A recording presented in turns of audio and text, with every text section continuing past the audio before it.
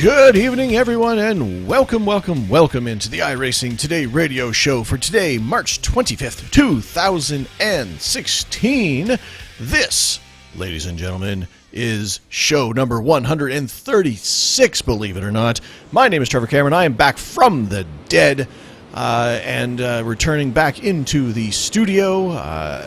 Rumors of my demise were greatly exaggerated. I am back and on my feet and not sick anymore and stuff, so Chad doesn't have to carry the burden of this show on his shoulders any longer, or at least, well, since last week where he had to do everything by himself. But anyway, I'm back. My name is Trevor Cameron. I'm your host, and there in real live video form we have Mr. Chad Dalton. How you doing tonight, Chad? I'm doing fantastic, Mr. Cameron. It is great to have you back so that I can now take a break. Now you can let me do all the heavy lifting, and I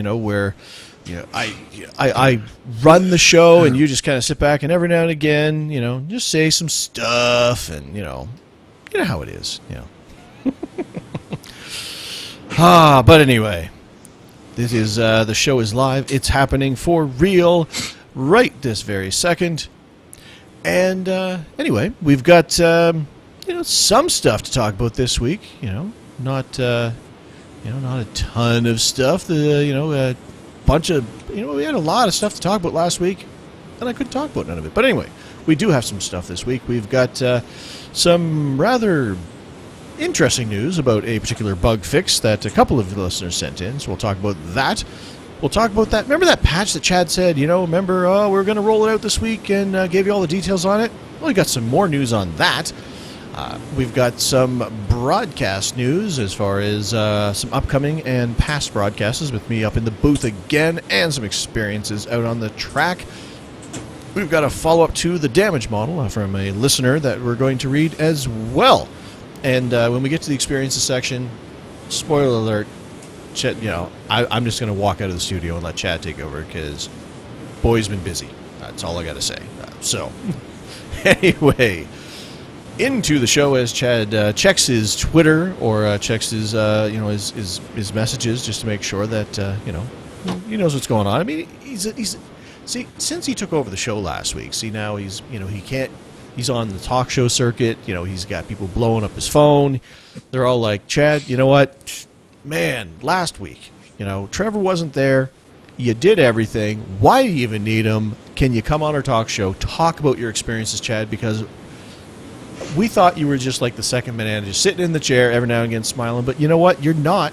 You could just run the whole thing yourself. So when Trevor rolls out his retirement plan, because, I'm not getting any younger, then, I can just hand the keys over to Chad to the studio and say, hey, you know what?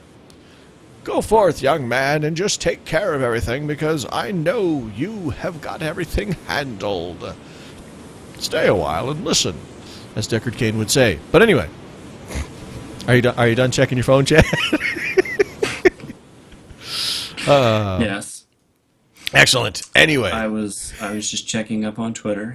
Busy world out there. We're very socially active. I mean, We are. It happens. So, but anyway.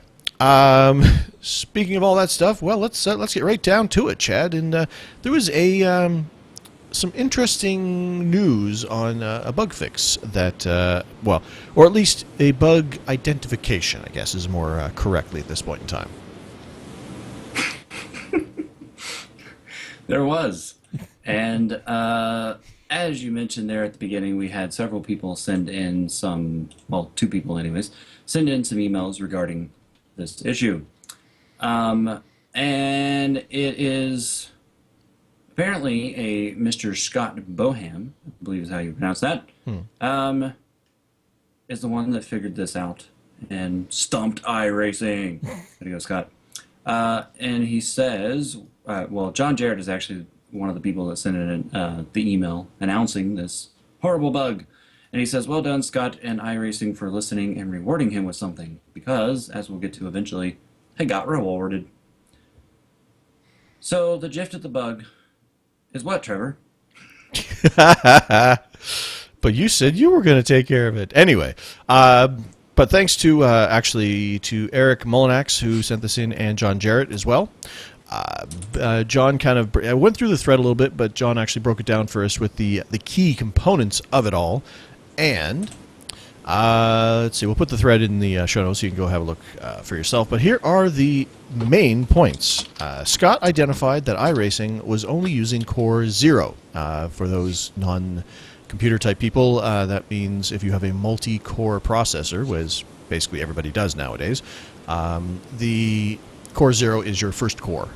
It goes core, if you're on a quad, it's Core 0, 1, 2, 3. So it was only using the very first core and not using all of them. He suggested that this was causing stuttering. He used Task Manager to exclude Core 0 from the available cores for iRacing, which gave good results. Basically, he used Task Manager to go in and say, hey, iRacing, you're not allowed to use Core 0 anymore. And then iRacing's all like, well, I guess I got to use the rest of them. So, again, this is that's not a fix. That's a, hey, software, you're doing something stupid. So that's what we call the hillbilly redneck way of fixing stuff, man. We put duct tape on that thing run good as new. For the record, iRacing Today radio show does not suggest putting duct tape on your processor in order to prevent it from being used. I'm going back. It'll run good as new. I listened to that podcast. They said put duct tape on my computer and it would run iRacing better. Now I can race the Nürburgring. I don't know, man. So anyway, Dave Kamer has posted to say the way that Popcorn FX is implemented is forcing the graphics to only use Core 0, which is why this is not a widespread problem. It is something that is new to the Popcorn FX stuff that they have added in. They're working on a fix for this and another wider issue related to core usage. So apparently this opened up the can of worms and said, oh crap, wait a second, some of our coding is bad. And they found some other issues with core usage that was causing problems as well. So, thankfully, Scott did all of the busy work. And if you actually look at the thread, he put a very detailed explanation of his fault-finding techniques out there, along with a graph to show exactly what his processors were doing. Like, he did a lot of good work to actually basically hand iRacing on a plate and say, hey, this part broke. So... Fix good. Quote from Dave Kamer says, it was the particle effects. That code was setting the thread affinity to 1, which I remember reading. Thread affinity to 1 means to only use Core 0. So the graphics code was stuck on one processor. We have a fix in the works and hope to include it in a patch rollout this week. More on that later. After that, should be no need to diddle with your Windows settings. I don't know if I entirely like that phrasing, but that's what Dave said, so we're going to stick with it. A huge thanks to Scott for noticing that. Let's hope this gets everyone back to smooth racing. So, anyway, so the long and the short of it is that Scott noticed this problem and gave it to iRacing, and iRacing now is figured out what exactly is going wrong so that they can actually fix it. In the meantime, if you go to that thread, it actually explains what you have to do in order to make it use the other cores. He there's actually even a link to a thread in there that allows that has a utility that will do it automatically for you, so you don't even have to go into the settings as well if you're not comfortable doing that sort of stuff until the fix is actually rolled out officially.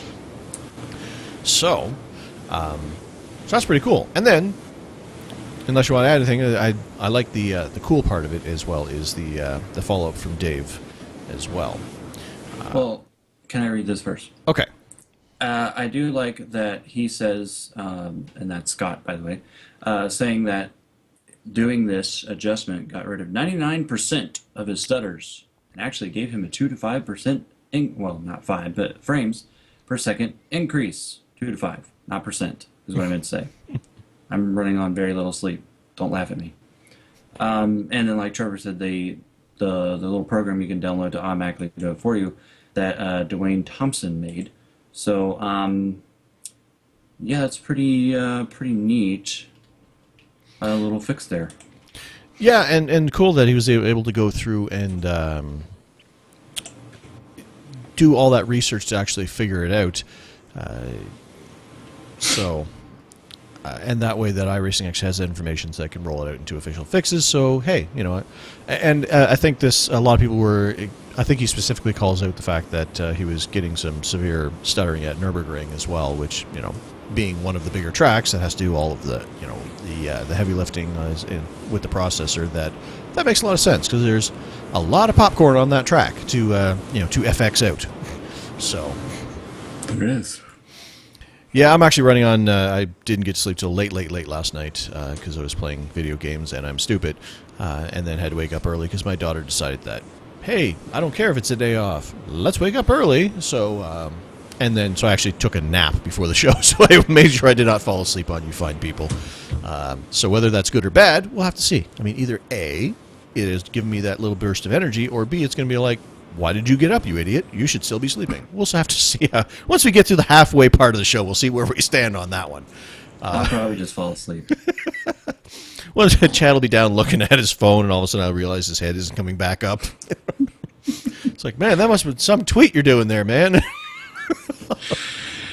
Yeah. But anyway, the cool part of this, let me bring that back up right here, from Dave, sent out in the forum post as well. Chad mentioned early on that it was good for iRacing to, you know, take advice from a user and then reward him for his fine work. Dave says, and I quote, "Well, Scott certainly deserves some pizza and probably even a Guinness," which is a beer, in case you don't know. It's a dark beer that I've never. I mean, I am a connoisseur of beers. I enjoy many beers, but Guinness is just not in my wheelhouse. It always kind of tasted like you took a beer and just kind of poured it into an ashtray and then kind of strained out the chunks. I'm sorry, I know people are feverish when it comes to their love of Guinness, but yeah. Oh, and there goes Chad.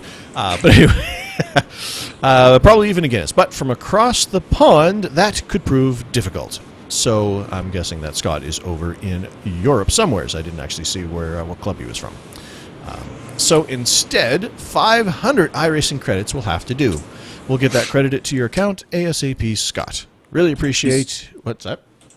I was going to say he's from UK and I. Thank you. Really appreciate when you all help us find issues with the sim. It really helps to make this whole adventure possible. Another thing, looks like this led us to discover that the effects code was changing the thread priorities in a possibly bad way. Possibly. It's doing things. It might be bad. I don't know. So this was doubly good to find. Thanks again, Scott, from all of us. So, hey, so great, great story from these guys. You know, Scott did the work, found, pointed out to a piece of code. And that's the thing. I mean, you look at it and it's like, well, why didn't they find this, their own problems? Well, iRacing is a very, very large programming and spaghetti of code, I'm sure. So, yeah. It's one of those things where it's kind of the 1,000 monkeys at typewriters sort of scenario. I mean, one group of people looking at the same piece of code and working on it are not going to necessarily find all the problems because you just can't. So once you put it out to the masses and people actually, you get thousands of people using it, well, then they can discover things that you can't. And then Scott went the extra mile and said, wait, there's something going on wrong here. I'm going to start doing my own work. And hey, you know what? Found it. And we're all going to benefit from it, which is great when we get that patch. And then iRacing going the extra mile and saying, hey, we recognize all the effort you put in. Here's a thank you from us to you for putting in all the effort and helping the community out. So that's great. It is. So speaking of that patch that I talked at length about last week, well, it's been canceled. They had originally scheduled it this week. I think there was talk about it coming on Tuesday or Wednesday, but they originally scheduled it for Thursday, which was yesterday. And yeah, that didn't happen. They were doing some testing the night before, I think, or something like that, and they uncovered some deadlock issues that they need to investigate. Whatever that means. Yeah, I don't know what that means. I'm going to guess that means we started running it and then everything crashed and we're like, oh no, don't release that to Oh the dear. wild. Oh dear. Oh no. So yes, they have. As a result, they delayed it at first, and they canceled it completely. Now I don't know. The word canceled scares me a little bit because, as I was telling Trevor before the show, it's kind of like, but we need the patch. So don't just wipe it and never give it to us. Like, if you delay it till next week or something, that's one thing. But please don't just cancel it. So we'll have to see what happens with that in the future of the Season 2 patch. But for right now, it is not coming, so we do not have it. Hopefully they won't turn around and say, yeah, we're never doing it, and I read all those release notes for absolutely no reason, because that would be a shame. But hey, sometimes that's the way it happens. Yeah, but like you said, that's before it was, we're not rolling it out, until, later, or we're going to do this and stuff. Like, this just big, bold, capital letters, canceled 2016, Season 2, Patch 1. Like, but, what? Not delayed, not, hey, we'll get to it, not, oh, no. I mean, once you actually read the forum post, it sounds like hey, we found a mind-crushing bug that we must squish before we release it. But like I said, update, maintenance canceled. And even if you look at it, it's like, Alex Gustafson, who put, the original thing, and then, it's like, okay, the above post has been reflected with the new timing, blah, blah, blah. And then Chris Page just comes in. This maintenance has been canceled. It's like, Alex is like, Chris is probably like, I've always wanted to do that. Like, hi guys, we're gonna have this great really patch canceled. but so yeah. that does scare me. So I'm curious to see how that goes in the future, because a part of that update was the bug we just talked about in the Core Zero there. So I am kind of curious what's going to happen with that on iRacing's future. Yep. So Absolutely. And and the fact that at least for now, when it comes to that, if you're experiencing those stuttering, at least there is a workaround available. So you can actually get to that if that is a problem for you as well. So, and hopefully some more fixes are in the works, because talking to Chad before the show, apparently there are some people who are still experiencing some significant problems with DirectX 11. Thankfully, because of their rollout, anybody who's having severe problems, can roll back to DX9 so that they can still enjoy the sim, unless that's a problem. But that it seems to be people who are from what I've read, people who have problems with DX11 are still able to use the DX9 without a problem. So you're not out of the sim, which is why they did it this way. Which is I'm so glad that they decided to be smart about the rollout of the patch, or something so significant to the sim. So remember that. If you are, don't forget that, in case you have forgotten and you hit the DX11 button and just went and said, oh man, I'm having problems. Remember, you can always go back. So don't forget that if you have problems. So so what let's see. So patch 2 canceled. Moving on. The broadcast, and actually looking down in the chat, they've reminded me, of course, that I haven't talked about that button box, and it's a bit of a thin show here this week. So you know what? Actually, I can talk about that this week as well. So we'll bring that up in a minute or two. But going into some experience type stuff, just want to mention that last week I got back in the booth. I'm on a with the Global Sim Racing channel, which I've been doing broadcasts with them up in the booth. I am on a very lean schedule by my choice. I asked to be put on series that didn't go every week, that were on a more sporadic nature, and that's on me. That's because I asked them, with everything that I have committed to what's going on. I've got to buy Chad a less clicky keyboard apparently, but I've got for what you are never satisfied. I'm either in a windstorm, or I'm too clicky, or I'm texting or tweeting. Do you know what? I I'm just gonna sit here. Remember that time when I praised you at the beginning of the show? I was lying. I'm sorry. You're fired. You're not allowed to touch anything. You can move. Just don't touch anything. That's all I'm saying. And every now and again go, meh. So it doesn't, we don't get that windstorm event. That's all I'm asking.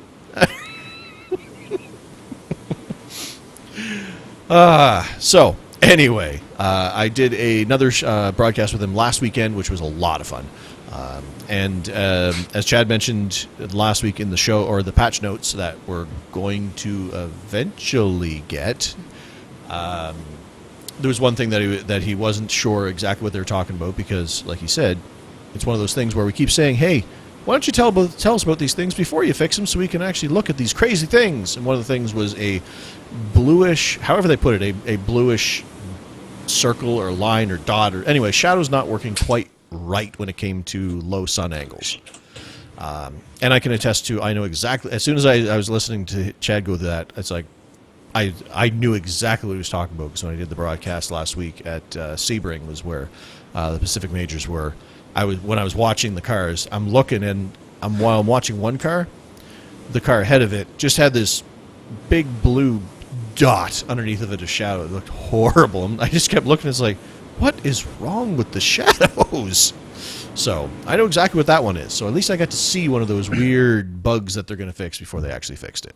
So I don't know that I've seen it yet, but the exact term was fix the odd bluish shadow patches that could appear on road surfaces and curves with low sun angles, such as morning and afternoon. I don't know that I've been in one of those types of. Well, I guess I have been in an afternoon in some of the races I've done, but I haven't really noticed it yet. Of course, then again, maybe I'm just not looking, but yeah, I haven't quite yet seen that one. But anyways, still got some more time to catch it and see it before they get rid of it. Apparently, yeah, for a long time because the patch has been canceled. So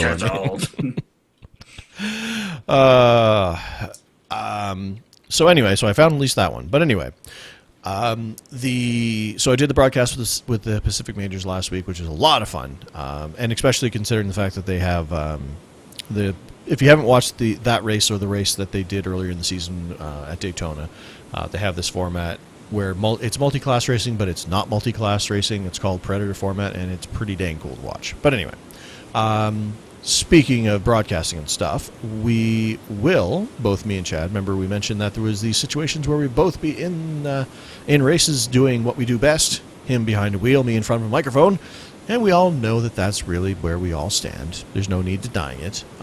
I'm better behind a mic than I am behind a wheel, so... And Chad's the better racer. We all know it. We don't need to hide it. But anyway. Do you keep saying that? That we don't need to hide it? Or the fact that you're just a really good racer? Do you want me to just keep... That I'm better than you. Well, you are when it comes to racing a race car. I'm just kidding. Anyway. Tomorrow night, or tomorrow afternoon, I guess, my time. Tomorrow, well, depends where you are. Evening. But anyway, tomorrow... we are back into that scenario for the second race with the CE. Man, I had it up earlier and I forgot to bring it up. It is QRS, which stands for Quality Racing Syndicate. Well, yes, I know, but it's the CESCS, the Continental Endurance Sports Car Series, is what you're actually racing in. So they're racing tomorrow, and Chad will be out there on the track, and I'll be up in the booth as the lead broadcaster. Hopefully you guys are entertained by lead broadcaster. It's a lot of stress on you, man, because you got to come up with the whole script of the way the show's going to flow, and you kind of have to keep all the stories going. I had a lot of fun doing it last month when they were at Daytona. So hopefully that keeps going tomorrow night when they hit Laguna Seca, which we all know how much I love that place. So it'll be interesting to see, and it's multi-class racing as well, so I'm looking for some excitement around the corkscrew when some of the slower cars, get the faster cars come up on the slower cars, right around that, coming up that hill, getting into that corkscrew. That should make for some interesting Danny Resser parking spot situations, I'd imagine. Yeah. I just thought of something too. With the Mazda being so much smaller in overall size compared to the Ford Mustang. I know, it looks tiny. I know. Well, not only that, it's going to be hard for the Ford Mustang to see exactly how far away it is from inside the cockpit to the Mazda. And of course, they're using the new Mazda, the new 2016 Mazda, for the first time tomorrow in the series. So I look forward to seeing if people accidentally run over a Mazda. I hope I don't. That's actually a great point because with all the elevation changes and some of the blind the blind corners on that circuit, I never even thought about it from that point of view. Great, that's a good idea because I mean if you actually watch the first race that That's they not a did. good idea. No, well, okay, it's not a good idea to run them over. I'm saying it's a good idea to think of that you have to be cautious about not running them over. That's a great idea, Chad. I look forward to seeing you wreck a bunch of Mazdas. But I mean, when you looked at the broadcast last time, I mean, like the size difference between the two cars is startling. I mean, it really is. Like I even mentioned it on the broadcast because I'm looking as they were passing by. It's like it looks like he's passing a toy. Yeah, I know. It really is. And like I said, I mean, and Laguna Seca has some pretty nasty blind corners and elevation changes and stuff. So, so that would be as mentioned in the chat there. Kathump. What's that? I don't know. Just keep going. It's fine. This is a squished Mazda off to the side. Whack. And of course, it'll for those guys, it'll be interesting as well because it's the first time that they're going to be using the new Mazda because the new Mazda was not out for their first race, so they're changing over to the new one when it became available, which it is now. So it'll be cool to see if the guys who are fast in the old car are still fast in this car, as I imagine they will be. But things are different, things change and whatnot. So we'll have to see. But anyway, it should be a good race. So tomorrow night. Tomorrow night / evening / I don't know. Morning, middle of the night. You know what? All times of the day. At all times of day, just keep watching Twitter and see, is Trevor broadcasting yet? Is he broadcasting now? Is he broadcasting now? But to be more informative of it, the broadcast starts at 3:05 Pacific time, which makes it 6:05 p.m. Eastern time, or 10:05 p.m. UTC. So there you go. And if you watch my Twitter channel, I will post it when we are getting ready to do a live, so you'll have You the have a link Twitter and all that channel? stuff. My Twitter Okay. Watch my Twitter, and I'll put the YouTube link in it for their YouTube channel. But if you go to the Global Sim Racing channel and find their YouTube channel, then it'll be right there too. But anyway, I will post when we go live, but it will be 10:05 GMT or 3:05 Pacific, 6:05 Eastern time tomorrow. You can watch that broadcast. So I'm looking forward to that. I'm having a lot of fun. I wish I could do more. I really do, broadcasting with those guys because they run a class act and it is a lot of fun. And there are some great personalities on the team. So I'm always excited to just sit up there and just talk. I mean, you guys know how much I like to talk into microphones, and this gives me a chance to do it like for 2.5 hours. So it's like a show, except for I have 2 other people to talk to instead of just Chad, and I'm watching a race, which is usually pretty good too. So, but anyway, so hopefully Chad has been doing some practicing to make sure he does not run over any MX, any of the Mazda cars when he's out there as well. No, not so much. I haven't even turned a lap yet. That's great. And you're racing the Ford, right? So, Yes. that seems wish like I wasn't. that seems like a horrible combination for that track because I mean that thing stops like a tank, and turns like one as well. So some of those twistier sections, specifically the corkscrew, maybe for instance, that seems like you just have to stop and then just kind of turn the wheel and then just let it coast down a little bit, then stop, then turn the wheel and let it coast down a little bit. It's the only way you're going to get through that. Yeah, my plan right now is to get on at some point in the AM, do some laps, see how awful I am, and then come back before in the race and get some good solid laps in. My only care in this series is just to be consistently consistent. Keep it on the track as much as I can. Try to get zero incident races as much as I can, because as we talked about from the Daytona race, there's like a bazillion people in there with a 5,000 I rating, and yeah, I'm not gonna beat them unless they wreck, you know. True. And I do think I will say this, although I mean those guys are good, so I don't know that I would say that I would expect this, but I would think that there will probably be a more likelihood for full course cautions because they do have that in this league. We only had one at Daytona, and that was where the guy fenced it like the first 2 laps at Daytona. And from that point on, it was a really boring race in the sense of no cautions or whatever. I would almost think that we might get some cautions tomorrow, 2 or 3 maybe 4, because it's a little bit more tricky of a course and it's a little bit more tight quarters, if you will. So I'm kind of curious to see if we get any more yellows, which I would be all for because I can close up the field, and if more people wreck, on those restarts, cautions breed cautions, as they say. Maybe I can avoid it and get a decent finish, but we'll see. I'm just kind of looking forward to going out there and just kind of riding in my own world.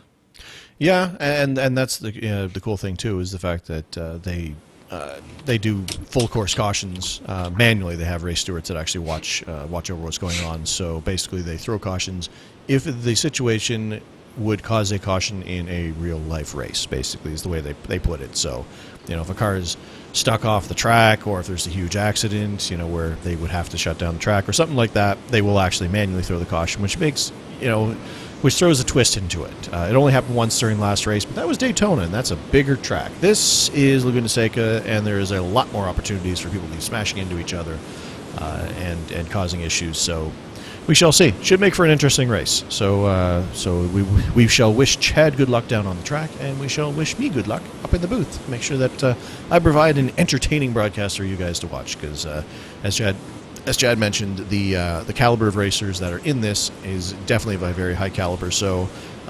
they really do have some really good racing out there on the track as well. So makes for a very good combination of entertainment factor. And last race was a super close finish at the end of it as well. So that made for an exciting finish. But anyway, moving right along. Chad read out an email last week talking about the damage modeling, and that came in from Mr. John Jarrett, I believe it was. Yep. And kind of brought his a little bit of his opinion on what was going on, Chad's opinion on the email and stuff like that. But I wasn't there, so to kind of carry on with that story, I guess. Oh, Chad.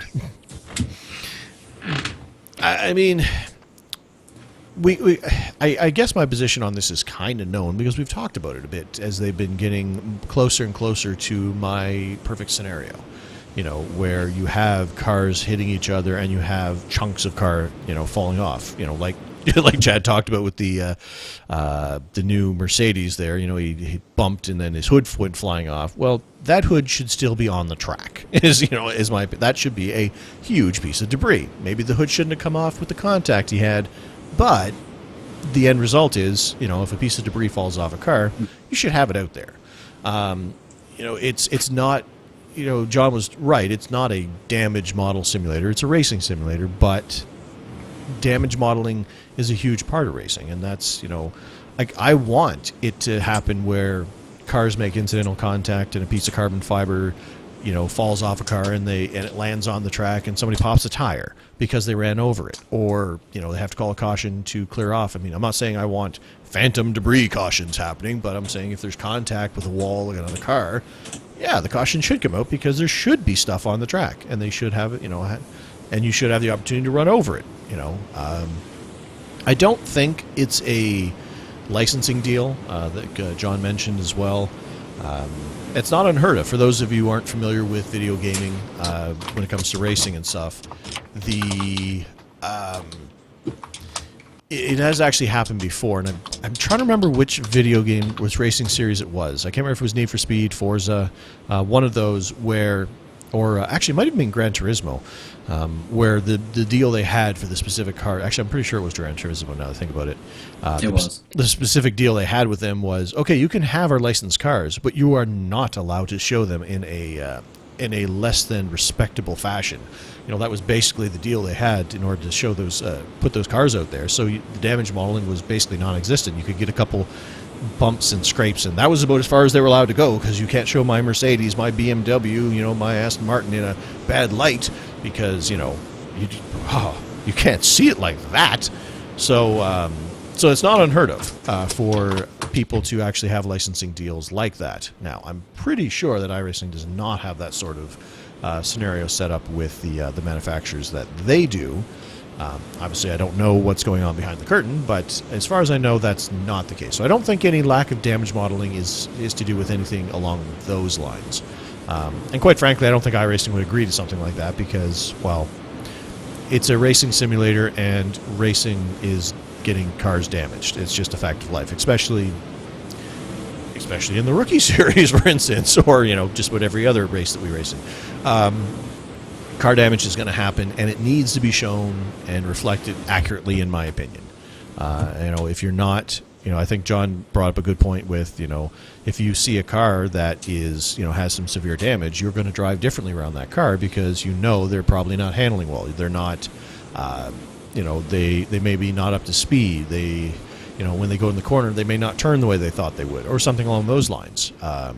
I know, like, racing in the IndyCar, when I did the Winter Series stuff, you could see if the rear wing was bent or out of shape and stuff when you came up on them. So that was a factor in how you approach those cars, because you knew they're not going to have the grip. So when they go in the corner, they're either going to have to be braking early, or they might slide off the track, or something along those lines. So, damage modeling really, really is a factor of racing, in my opinion, and has to be modeled as accurately as possible.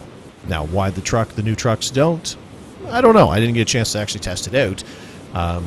But my guess is just because it's a new body model, and they had to re-render all of the possible damage and all that good stuff, that maybe they just didn't do as thorough of a job as they did with the old trucks. I'm not sure.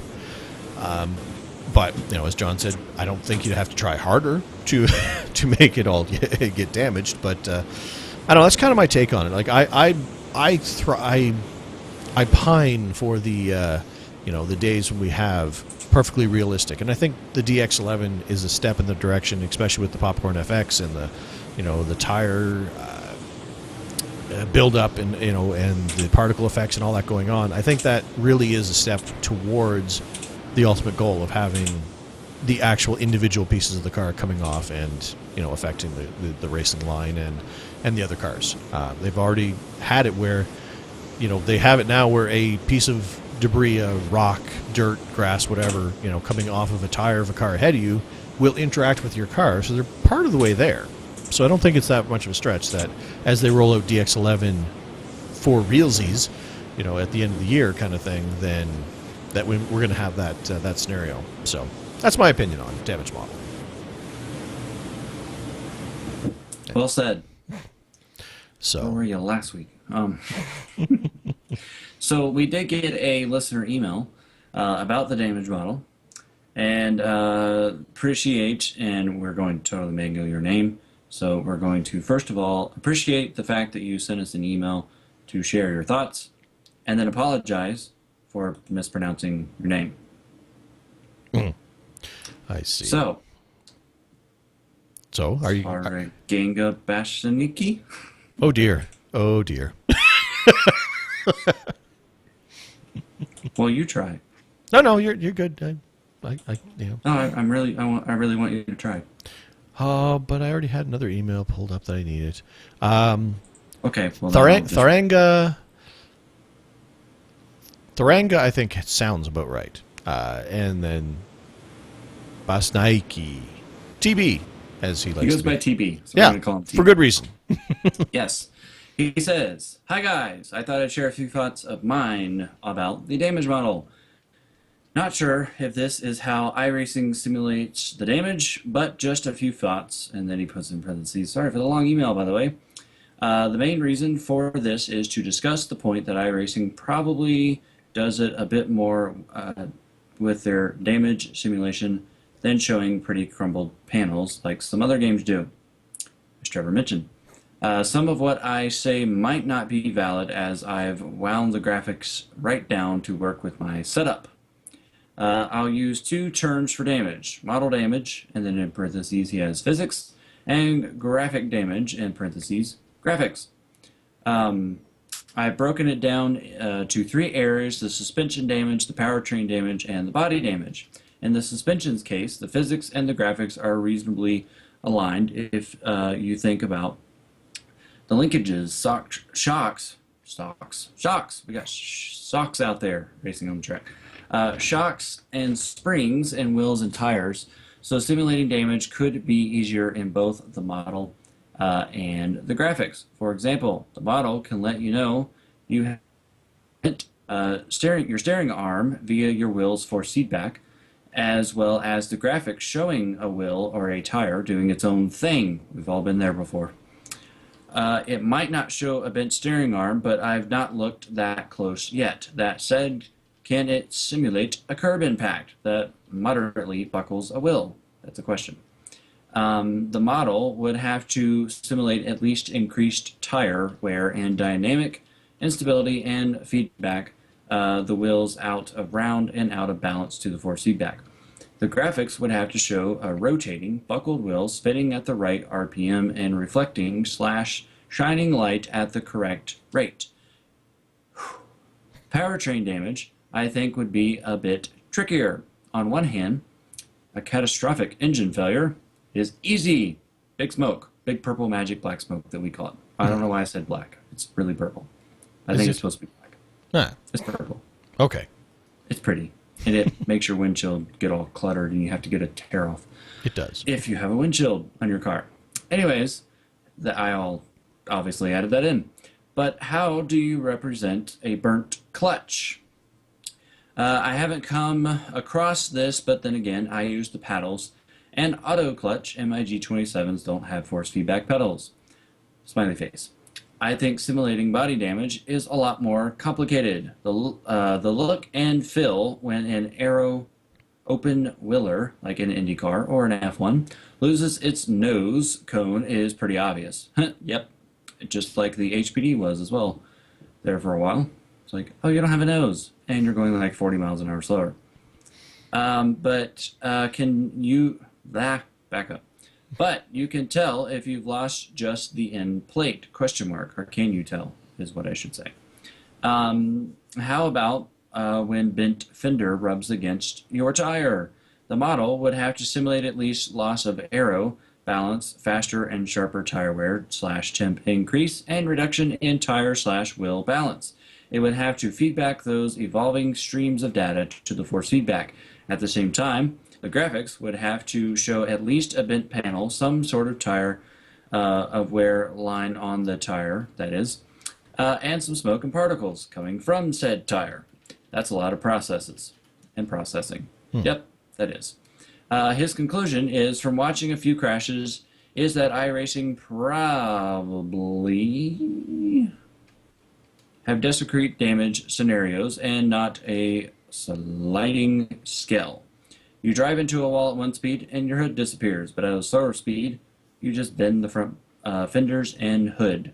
See, my hood disappeared on my Mercedes when I went into the wall. Did you at least I'm assuming you didn't see it flying off. It was just gone, right?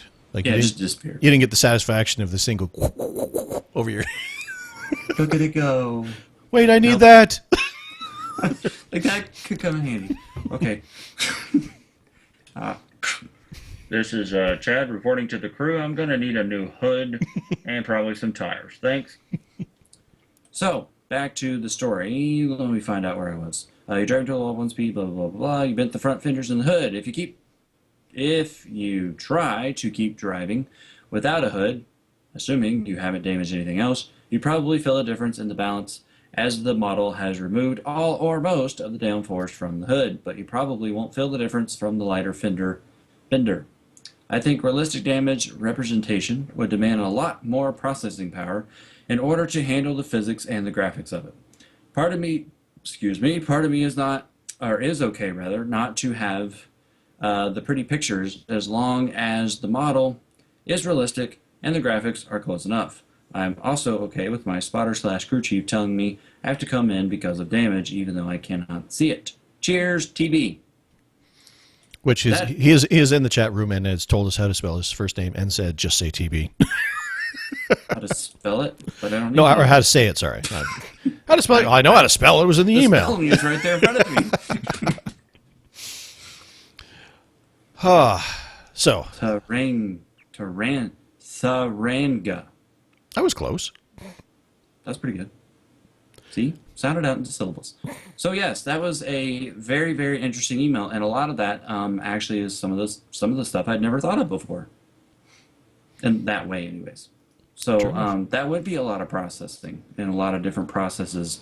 Like when he talks about the tire rubbing against the fender, there's a lot going on there, and it's not just smoke and eventually maybe potentially your tire going kaboom. So that's actually a very interesting point, and it like that email actually makes me want to talk to somebody at iRacing, like an engineer, for example, about how the damage model does currently work. Well, true enough. I mean, and we obviously don't have all of that information as well. So, Yeah.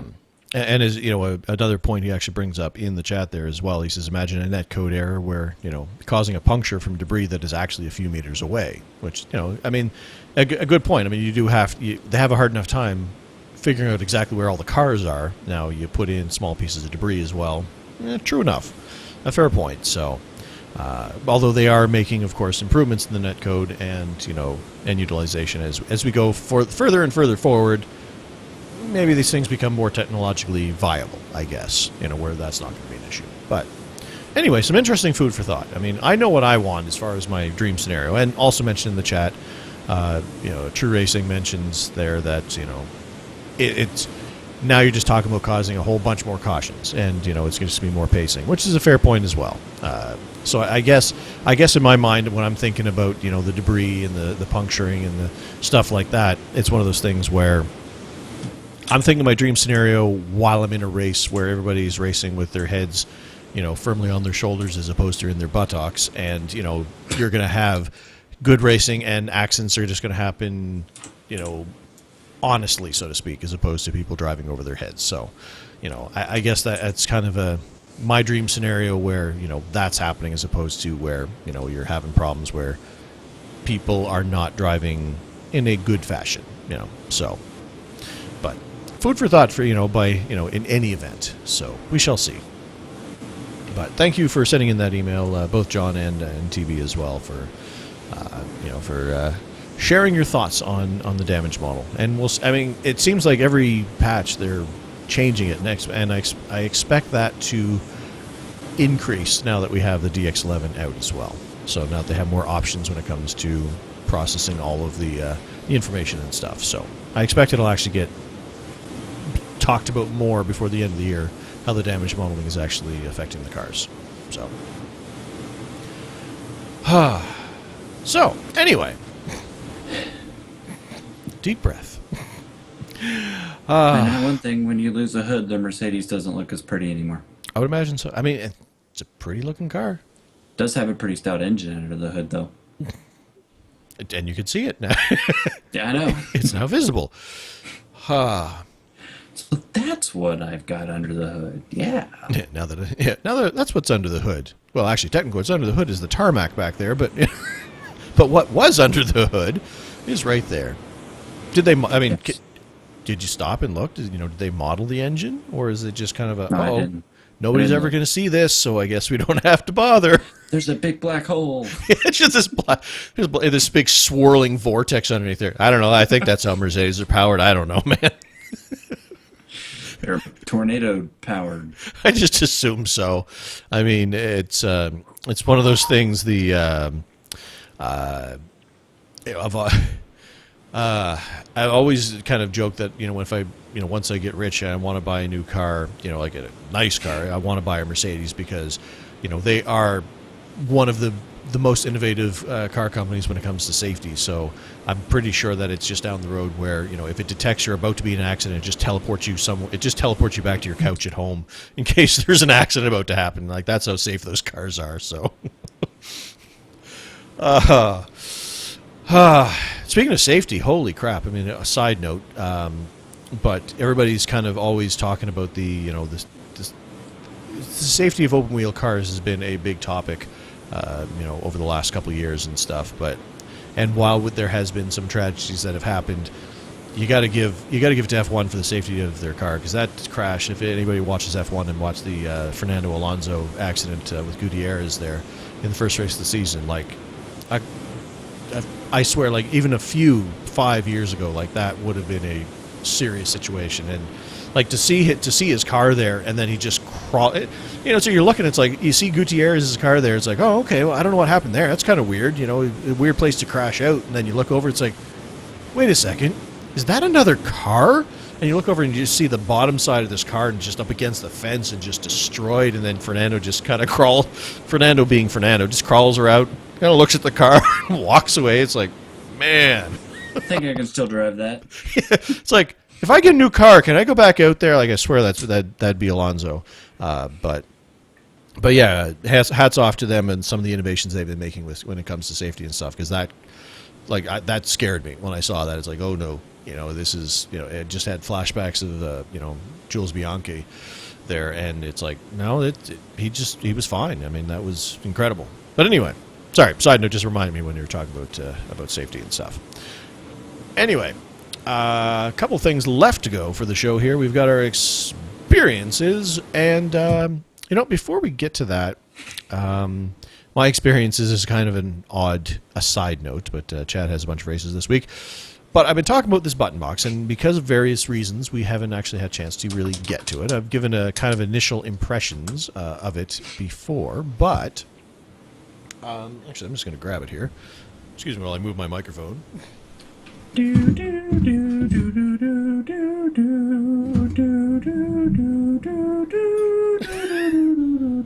Unnecessary.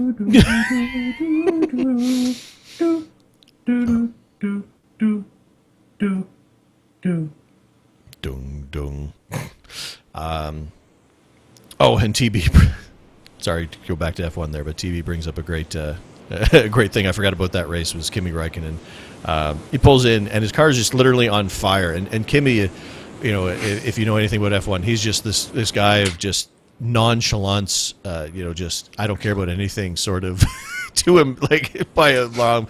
And his car just spewing up fire. And he just kind of casually just gets out of his car, and the broadcasters just going. It's like, marshals, you might want to get a fire extinguisher in there because there's this flame just shooting out over his head. but Kimmy is like, yeah, what are you gonna do? Yeah. So anyway, but yeah, that F1 race, sorry, it was a really good race. Like, I'm excited for this season. It was. You look at the results, and it was like Mercedes, Ferrari in the results. It's like, you know what?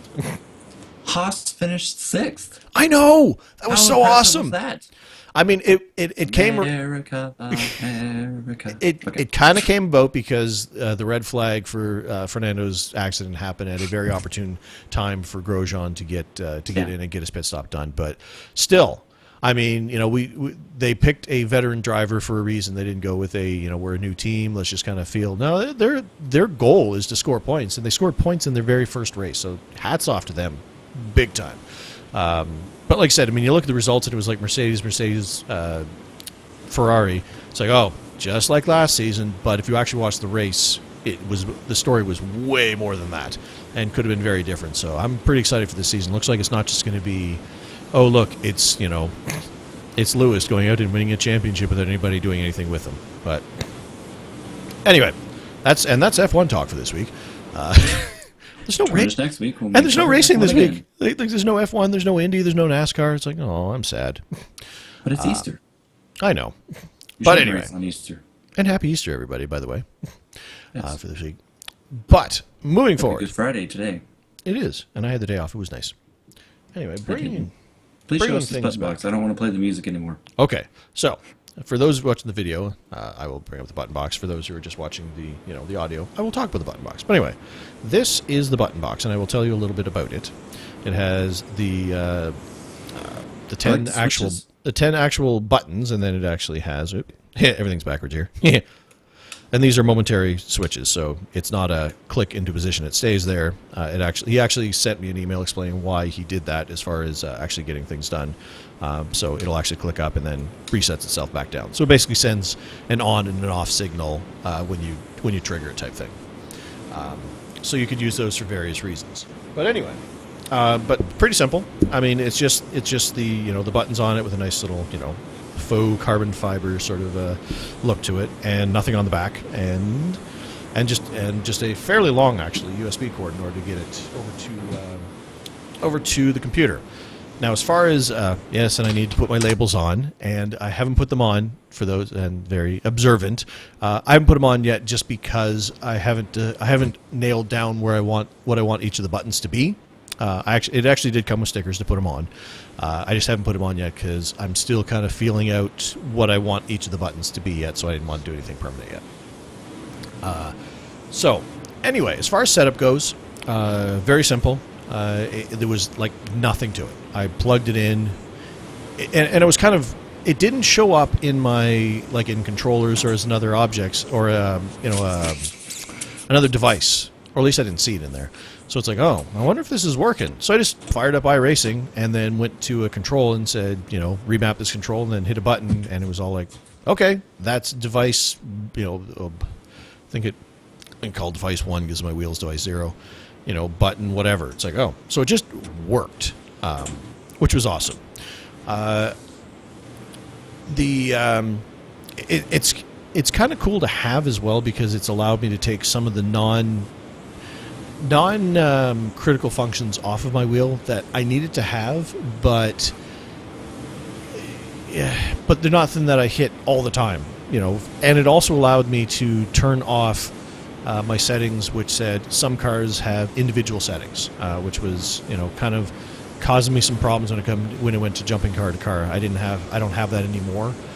Because, for the Indy car, I needed a button for push to pass, but on the other cars, that's my mute all drivers button, and so I had to move that to a different place because I have one big button. I wanted something that I could hit, when I need to pass. You've got the push to pass button, which is the same button as mute all drivers. So that's basically like, I'm going to pass you, and you're going to shut up. It's like, I'm going, and you can't say nothing about it.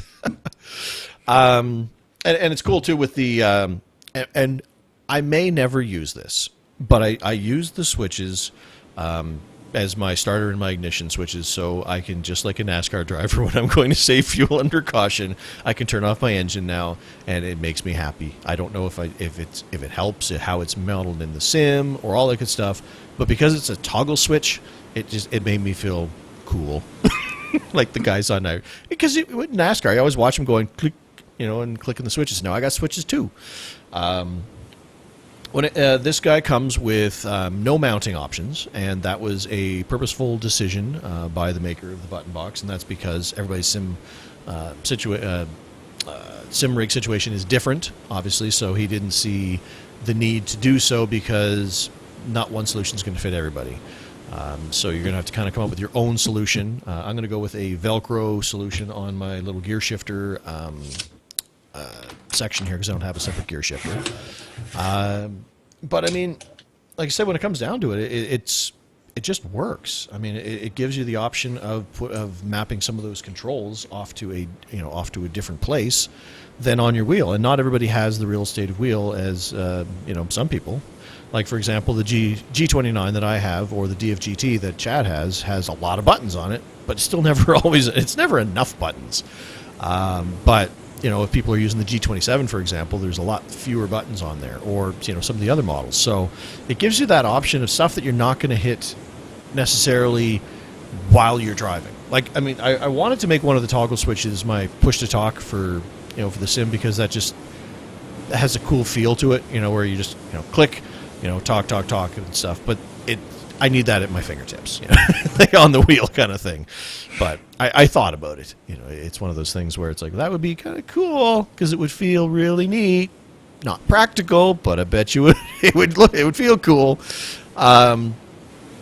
But stuff like I moved stuff over there. Like I said, the ignition, the starter. I moved the moving the fuel mixture on the IndyCar up and down is over on those buttons. A lot of people put chat window or chat messages on there as well. Your sorry button, as we talked about before, how the world would be a better place if everybody had a sorry button. Well, now I have a sorry button over here, so I'm a better person now because I can just hit a button to apologize rather than typing it or saying it out loud. I just want to give you guys a little bit of background on this as well. And this was sent in by John Hyde, whose website is bbjsimracing.com, and that's where you can find the products that he does. And I just want to tell you guys a little bit about his story. I asked permission if you wouldn't mind me sharing this with you, because I found it was really, really cool. I know it's not necessarily reviewing the button box itself, but I just want to give you guys some background as to where this thing came from. Let's see. He says, okay, my name is John Hyde, and I've been a listener to your show for, I guess, around 2.5 years, as I found your show when I was thinking about joining iRacing and looking for information about it. That right there was cool, because I love it when you guys, find us to find iRacing. If using us as your gateway to get in there, which is cool. So that, John was one of those people who had found us first because he needed information on iRacing, and apparently it was enough to get him to join in. So that's also good. Let's see. He says he's racing the fun races a couple of times. As he puts, I'm one of those guys with an English accent griping about oval racing cautions, etc. You got to be more specific, John, because we have a few of you guys that... let's see.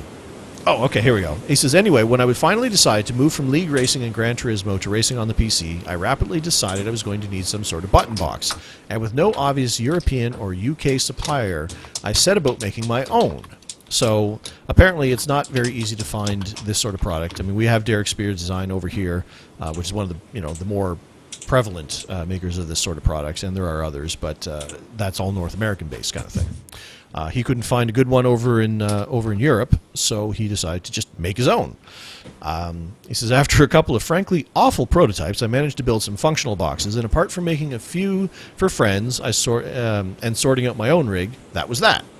He says, fast forward to August last year, and for many mostly tedious reasons, my job went down the toilet, and I was faced at the age of 51 with the prospect of reinventing myself once again. He says, I decided to have another look at the button boxes I had made because, one, there was still no UK producer I was aware of, and two, nobody appeared to be making a low-cost, beginner-friendly button box of the type I was looking for when I was first starting out.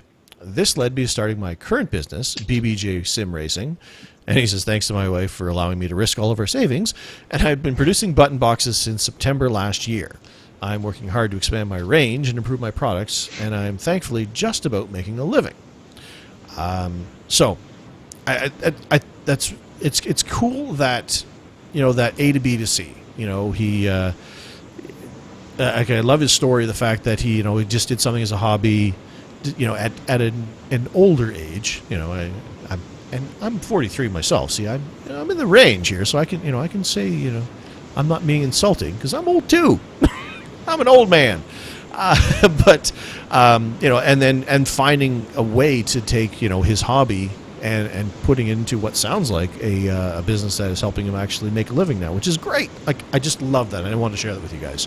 And it's so true. Like I said, when I've been talking about getting a button box, I mean, the stuff from Derek Spear, for example, looks super awesome, but it's all pretty pricey stuff.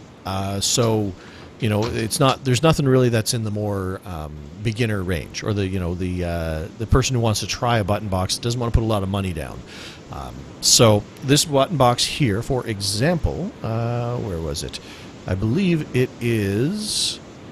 Oh, I had it right here. The price was 30. It was 30 Great Britain bucks. Are they euros? I don't know.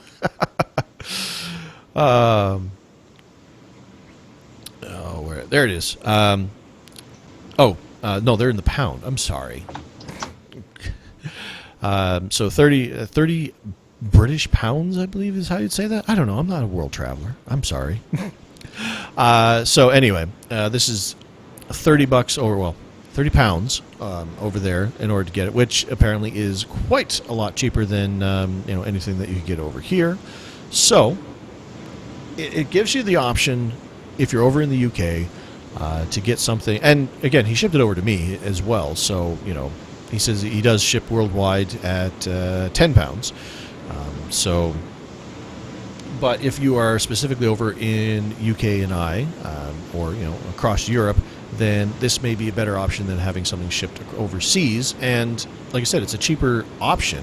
And he admits that is the target he was going for, was a beginner box for somebody who didn't want to put a lot of coin down but wanted to try out the concept. And he is going to be expanding his product line with some more higher end ones, but he wanted to provide something for guys like me who didn't want to put a lot of money down. So I thank John for sending this out to me. Like I said, as far as I'm not a reviewer, so I'm not going to give it a score per se, but much like I kind of gave you guys my experience with the G29, this button box, I mean, especially if you're over on that side of the pond and you're looking for a cheaper option to kind of get started in this vein, then I definitely recommend it. Like I said, what else can I say? The fact that it just works. I mean, I plugged it in and I was able to just start remapping stuff into iRacing without doing anything else. It's just, I don't know, I want this button to be that thing now, and it was. Like I said, the buttons have a good feel to them. The switches have a good, nice clickiness to them as well. I don't foresee any issues, with what's going on with it. I haven't had any problems yet. I've only had some minor use so far. If I have any reliability issues, I'll let you guys know. But I mean, they're just switches. You know what I mean? So anyway, so that is, of course, you can find that over at bbjsimracing.com. Go check that out. And if you're looking for a beginner button box, then this one from John definitely is a very great option. For you guys to try out.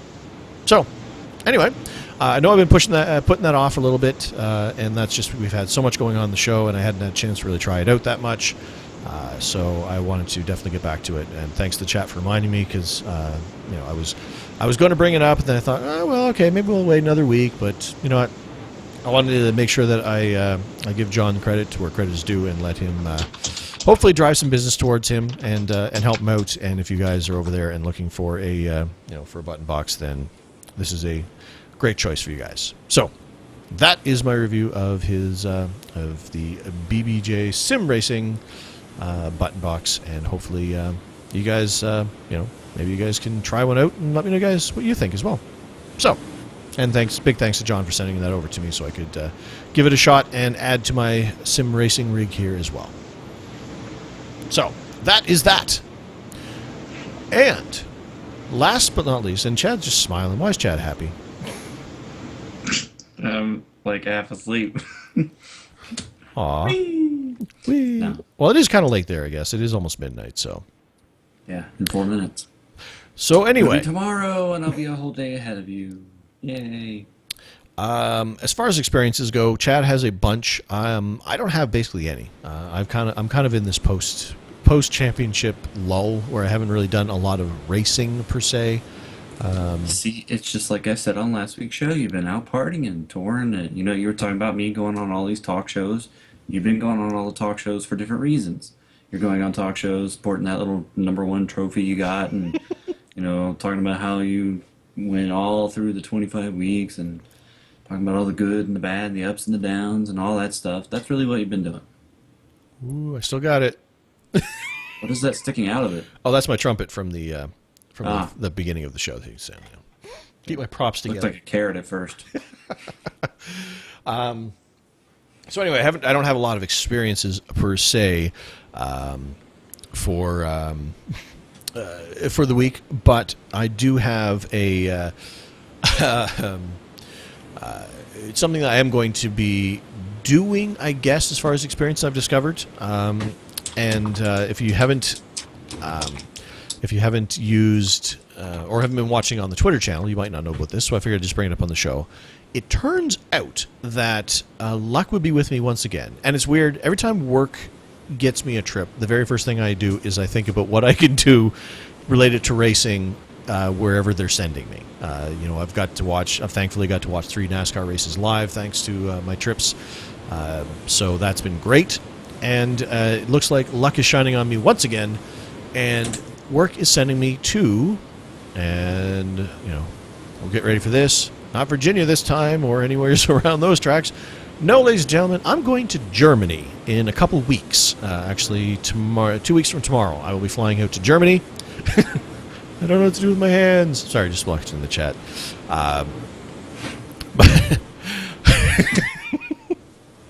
The movie's so funny. It's not accurate, or it's not a good racing movie, but it is hilarious nonetheless. Anyway, so I'm going to be going over to Germany, and as soon as I found out they were sending me to Germany, I didn't know exactly where at first, and then my very first thought was, I hope it's somewhere near the Nürburgring. It was my very first thought. Then I got the information on where I'm going to be going, and turns out I'm going to be less than 2 hours away from the Nürburgring. So it looks like, hopefully, during that period of time, and it looks like there's going to be enough of a lull in activity when I'm over there, that I'll get a chance, and I'm only going to be less than 2 hours away. I checked it out. It apparently is open till 7:30 each night when it comes to going out and actually going on the track. So I'm going to try my darndest to get out to that track, take my rental car, and go drive around the Nordschleife course at Nürburgring, and hopefully, get something to safely hold my phone so I can take a video of it, because I don't have a GoPro, in order to actually film it and put it up on the channel for you guys to watch. So here's hoping that in a couple of weeks I'm going to actually get to race at the Nürburgring. After all that we've talked about it and all the time we spent trying to learn how to say it, with it being big news, being out on iRacing for 12, 13 weeks now, just being out there, it's going to be pretty cool. So hopefully I will get that chance. I'll keep you guys informed. But in the meantime, I'm going to be spending some time on iRacing and actually practicing that track, because so far I have yet to make a lap around it in the virtual world without crashing, which is okay on iRacing. In a rental car, probably not so much. I told everybody I told at work, and some people on Twitter and that have mentioned this so far, their very first reactions were, don't crash the rental car. It's like, seriously, people? That's your first thought? It's not, wow, that's cool, or hey, that, or anything else. It's, don't crash the car. I'm not going to crash the car. So I don't know. I have this really suspicious feeling that if you find a porta potty out there, you're just going to start right for it. I'm just going to be out in the grass. Woo! It's like, wait a second. These ones clip. How's it? This isn't like iRacing at all. This is unrealistic. So I guess I'll take either the Mazda or I guess the Pontiac Solstice out there, because I could need something that it's going to be comparable to my gutless rental car that I'll have. So to give me an idea, apparently it's going to cost me like 29 euros, which will be about $45 to do a lap there. And it's like, oh, that's a lot of money. I don't care. When am I ever going to get a chance to do this again? So I don't care if it's going to cost me a bunch of money. I'm going to do it. And as Danny mentions in the thing, the ring taxi, although I looked at that, and that's way more expensive. And besides, I want to drive it myself. And I made sure I got a standard, so I can at least, I can be, into the corners as opposed to just driving an automatic. Where's the fun in that? So, but anyway, that's pretty cool. So I can't wait. Hopefully everything lines up and I can get this done. Who knows? I'm there for work, and obviously that's my top priority. But if I can ever escape in time, I'm all over that. And if nothing else, I'm at least going to go visit it. I mean, heck, I went to go see Bristol, even though I couldn't get on the track. It was closed, all of that stuff. But I went there just to say I was there and to take a picture out in front of the track because I'd never been there before. So I will at least visit it if nothing else. So anyway, side note, that week of the show, who knows if there'll be a show that week, because I'm going to be in Germany, and that's far away. So, Chad, you have frozen for a reason? I was just going to let you know that the Nürburgring is much bigger than Bristol. True, I won't be able to take a picture of the whole track per se, but maybe I'll find I'll find some of the iconic little the gas station out in front of it there, or Or like that bank that you love. The bank. Oh yes, man. And that was actually one of my first thoughts. I'm going to go out there on the track. Is like, I probably shouldn't take the banking on that one because it's only on that one part of the track. I should probably stick to the other side for that. Rental car, flonk, it falls off. It rolls over and falls into the grass. Let's see. Oh, and Stacy mentions when I come out to California. I haven't actually done any trips out to the West Coast. It's all been mostly East Coast or Texas, actually, is where I've been mostly traveling for work. But who knows? If I ever do, I'll let you guys know. And if any of you guys are, any of you listeners are over there in Germany, I don't know if we've actually spoken to anybody in Germany specifically. We know we obviously have a lot of people over in the UK and Ireland that are listeners of the show. But if there's any German listeners out there, drop me a line and let me know of anything I should be aware of when I go to Germany. Because this is literally my first trip to Europe. For all my traveling in the Navy, because I was in the Navy for 6.5 years, we sailed off the West Coast, so I saw a whole bunch of South America, Central America, and the West Coast states, but there was anything across the pond. So this will be a whole new experience for me. So if there hadn't been any German listeners out there, let me know of things that maybe I might want to watch out for. I've already been told, for the love of Pete, stay in the right-hand lane because people are going to be using the middle and left lane like a racetrack. So don't be there. And don't pass anybody on the right. That's apparently against the law and will get you killed because people aren't going to expect you to be there and they will just pull into that lane because you shouldn't be there, so they might not even look. But anyway, enough about that. So my experiences are I'm going to start Touristerfahrten in order to make sure I can memorize the track layout so I can kind of compare it with my own eyeballs. This has been the first chance I've had to do something on iRacing and then compare it to the real life thing. So I'm going to take as much advantage of that as I can so I can just kind of watch it and say, okay, oh yeah, I remember when I did this in this corner. Oh yeah, there's that. And that's what I'm most excited about. Like, it's cool. Like, I'm more excited about comparing what I can actually do at my computer to what I'm going to see out my windshield than necessarily just doing the thing. Touristerfahrten.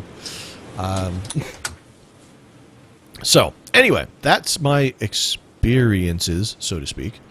So, Chad, I hear you've been busy. I have. What you been doing? I have raced so much. So I mentioned, 2-3 weeks ago that I was going to try to run, I shouldn't say try. I was going to run the Kia Cup and the Rough Cup in Season 2. Well, as of last week's show, the one I did all by my lonesome, I had not yet participated in any of the Kia or the Rough races yet. Well, that's all changed in the last 6 days. Been doing a lot of racing. So last Sunday, I came home. I had a very busy last Sunday. Actually, all of last week was really busy, and that's part of why I didn't really get a chance to do a race, even though they're short, 25 minutes long. But last Sunday, I had some few hours there and time to knock them out. So the Rough Cup is the first one that I did, and it just so happened to be at the Nürburgring, and the North for Life, of course. And I thought to myself, okay, actually, it was at the combined course, not the North for Life. Oh, really? The whole thing? Yeah, the whole thing. It was at the combined. But it was for a total of 3 laps, which basically took 27 minutes. 3 laps. I mean, it all makes sense, but when you think about it, when you just put it in those terms, that just seems ridiculous. It's like, what is this, Mario Kart? Like, I don't know, it's a 3-lap race, And go. Okay, that's it. So it was a 3-lap race.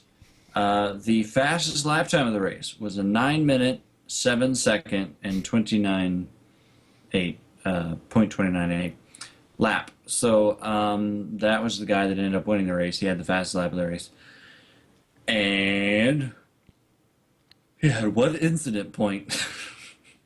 Seriously? Not bad, Dude, that's awesome for that considering there's guy. like 100 bazillion turns. However, I know several people that topped him. So here's the deal. For me, I went out there and I've driven the rough some. The rough, for those of you, by the way, this is the C-Spec rough that we're specifically using. That can be a very tricky car to drive if you've never driven it before. And I've driven it on a few occasions. And what's really funny is that the 3 times that I have jumped into the car, I've raced it 3 times prior to this. That was at Okayama, Montreal, and fudge, where was it? Mid Ohio. Um, I have like instantly been very comfortable in it, even though it's a little out of control. So this first race, I um, joined in on a Sunday. Hadn't run any practice. I've raced the Nürburgring, never in the rough car. So I thought, well, I'm just going to start from the pits. It's a big enough track. I won't go a lap down unless I do something horribly wrong. So I'm going to start from the pits and kind of let everybody go, and then I'll just be on a Sunday cruise, quite literally, through the country. So there were 21 cars in the field, although 3 of them did not start, so there was technically only 18. 2 of those 18 didn't even make it through the first couple of laps and disconnected. Um, so I ended up basically, there were 15 cars, if you will. I was quite literally the slowest person on the track. The best lap time, as I mentioned, was a 9:07. The best lap that I ran was a 10:05. But I didn't care because I was just cruising. In fact, at one point somebody came, they were a lap down, so this is part of why, because they were not on the same lap as I was. But they actually came up behind me, and I was getting ready to go through a lot of the curvy part of the track, so I was like, you know what, you can go on ahead. So I just kind of slowed down and let them go. I Um, just want to relax and enjoy the curvy part here. I don't want to be with the stress of you coming up on me. I'm not racing. I'm just going for a drive in the country and having some fun. I is cruising.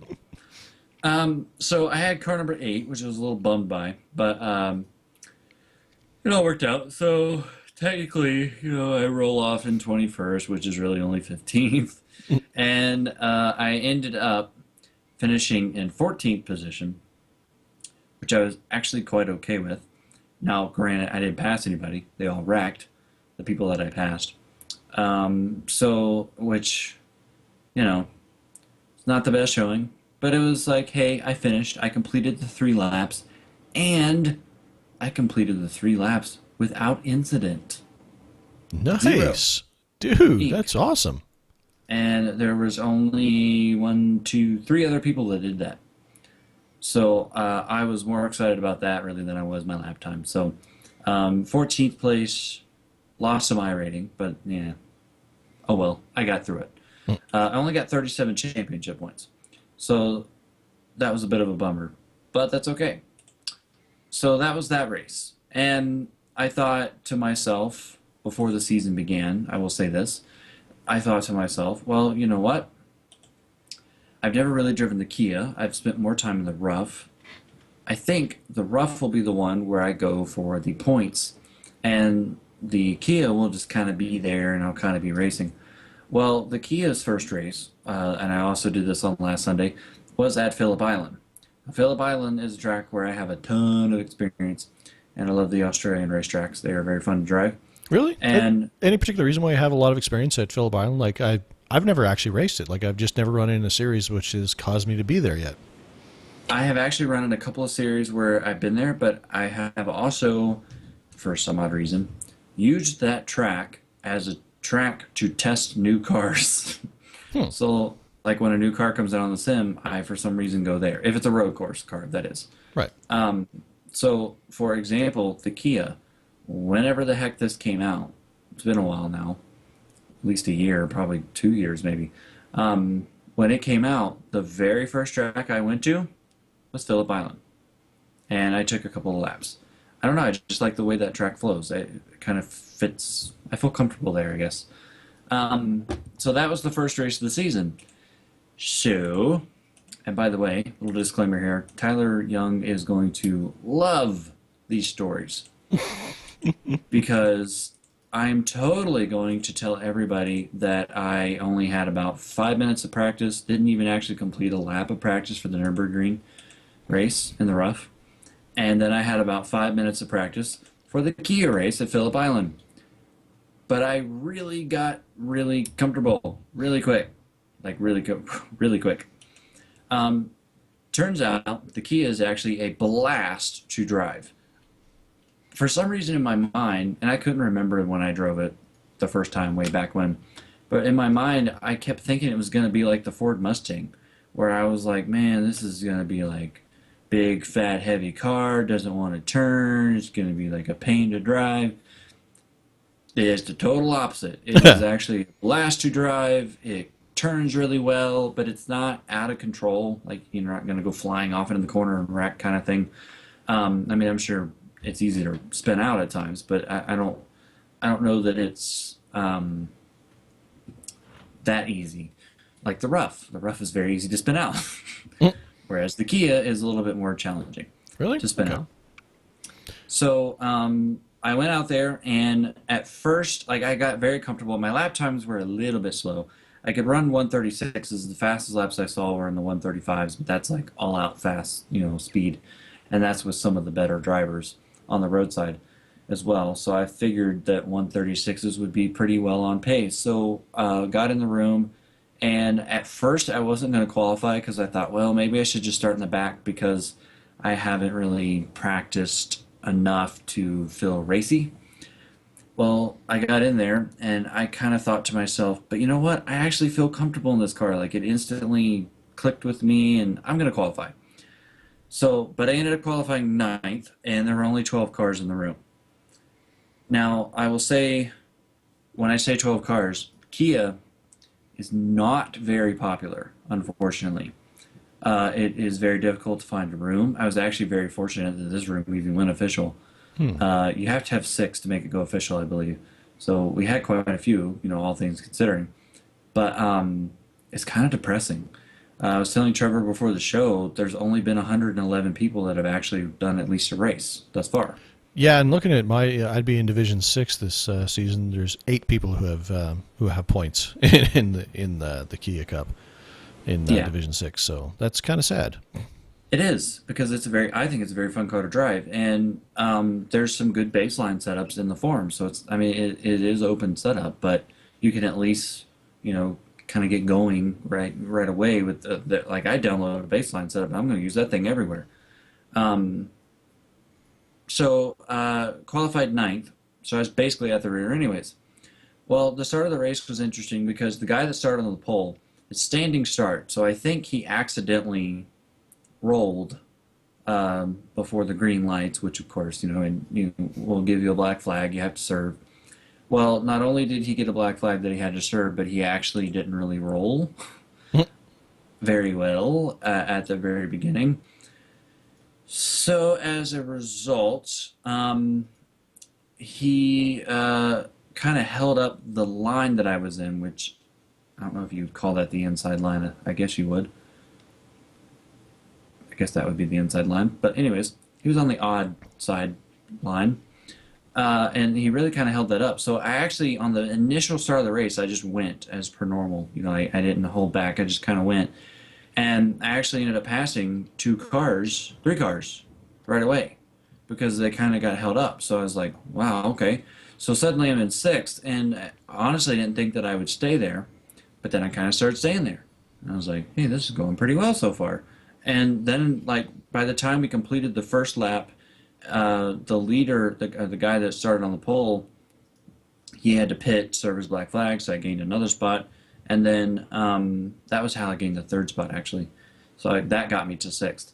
And I was actually pulling away from like eighth, ninth, 10th, 11th. The guy in seventh was right behind me, so, but everybody else was kind of back there. And I'm like, wow, I'm actually doing better than I thought I would for the initial start. And a few laps later, I ended up, there were two cars in fourth and fifth that were right ahead of me, and I was right behind them.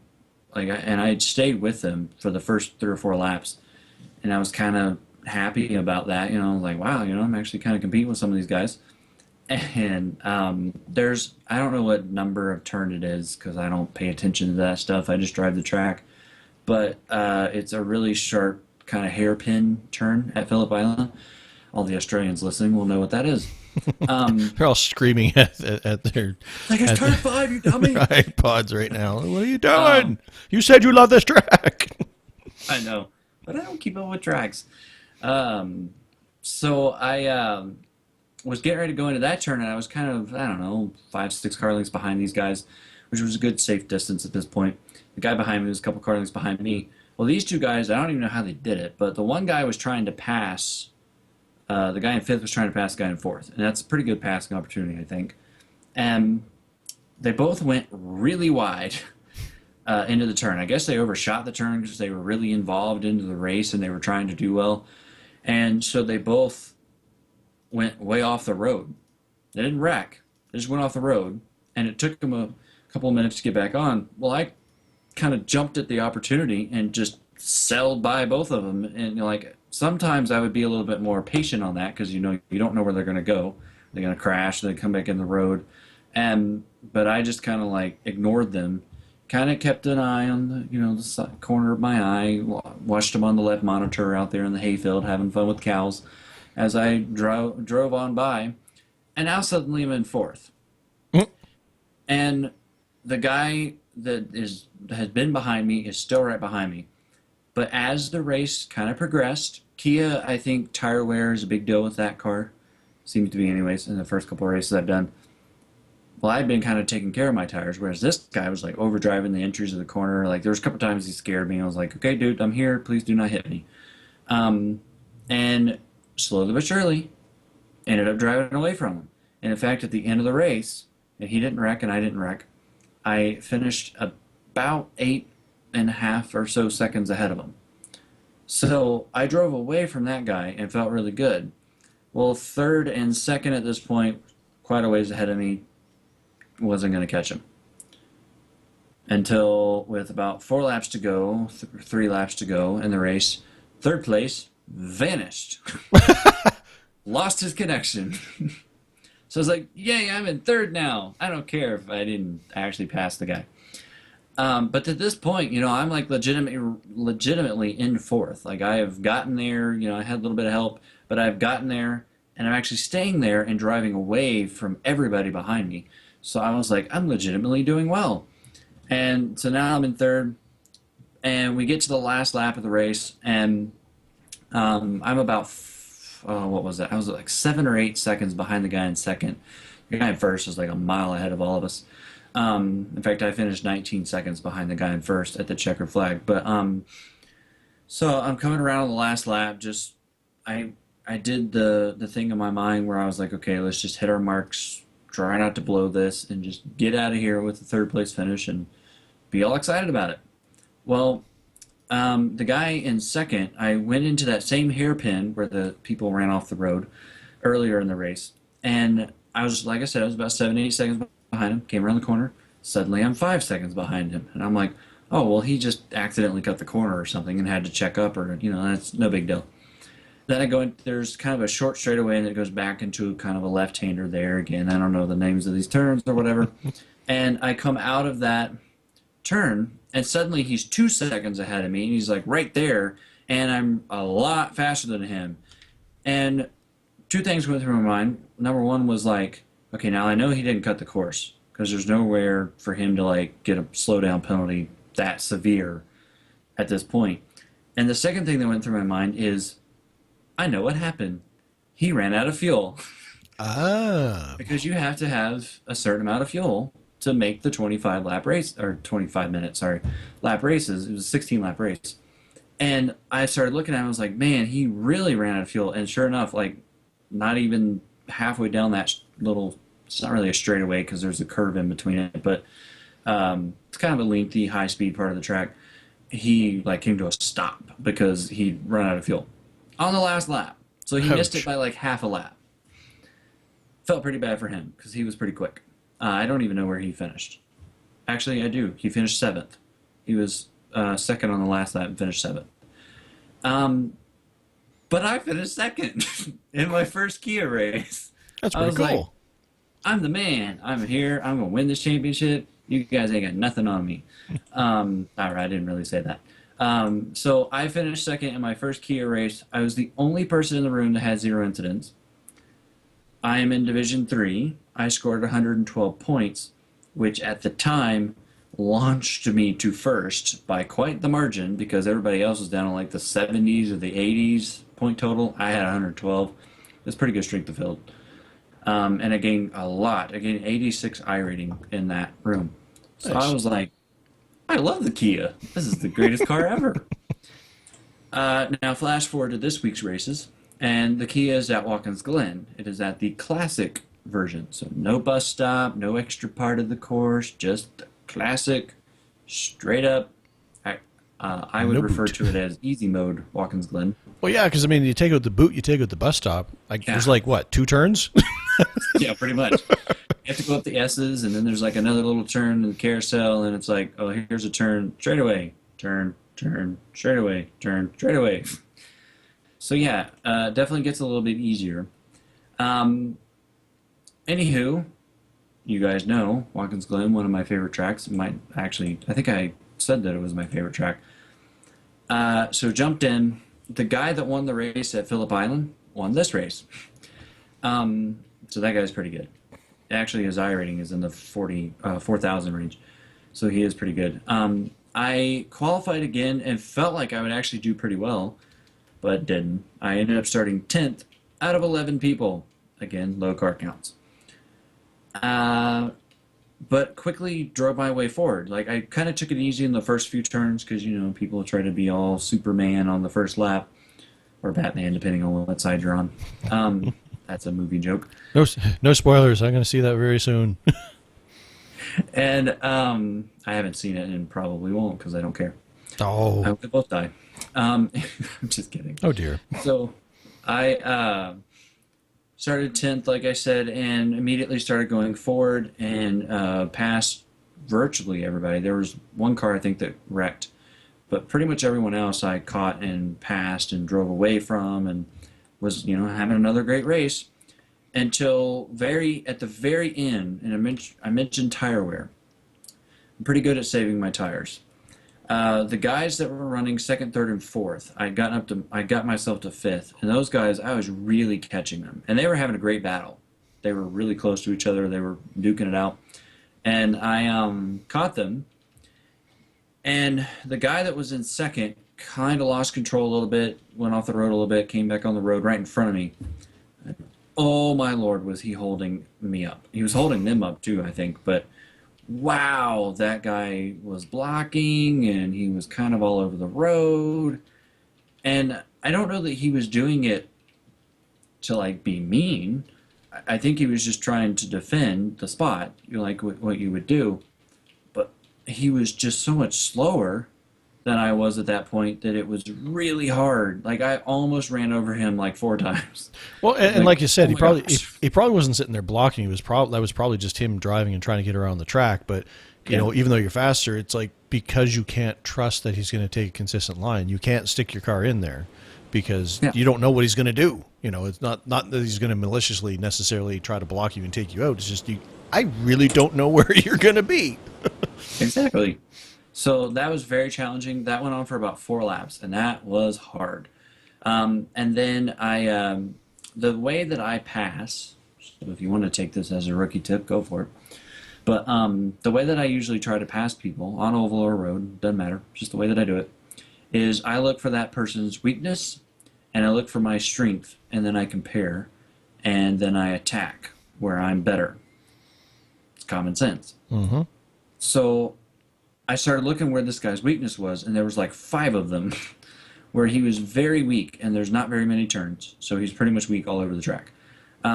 Whereas I had 2 really strong corners, and one was the carousel, and then I do know that corner name. That's probably the only one I know.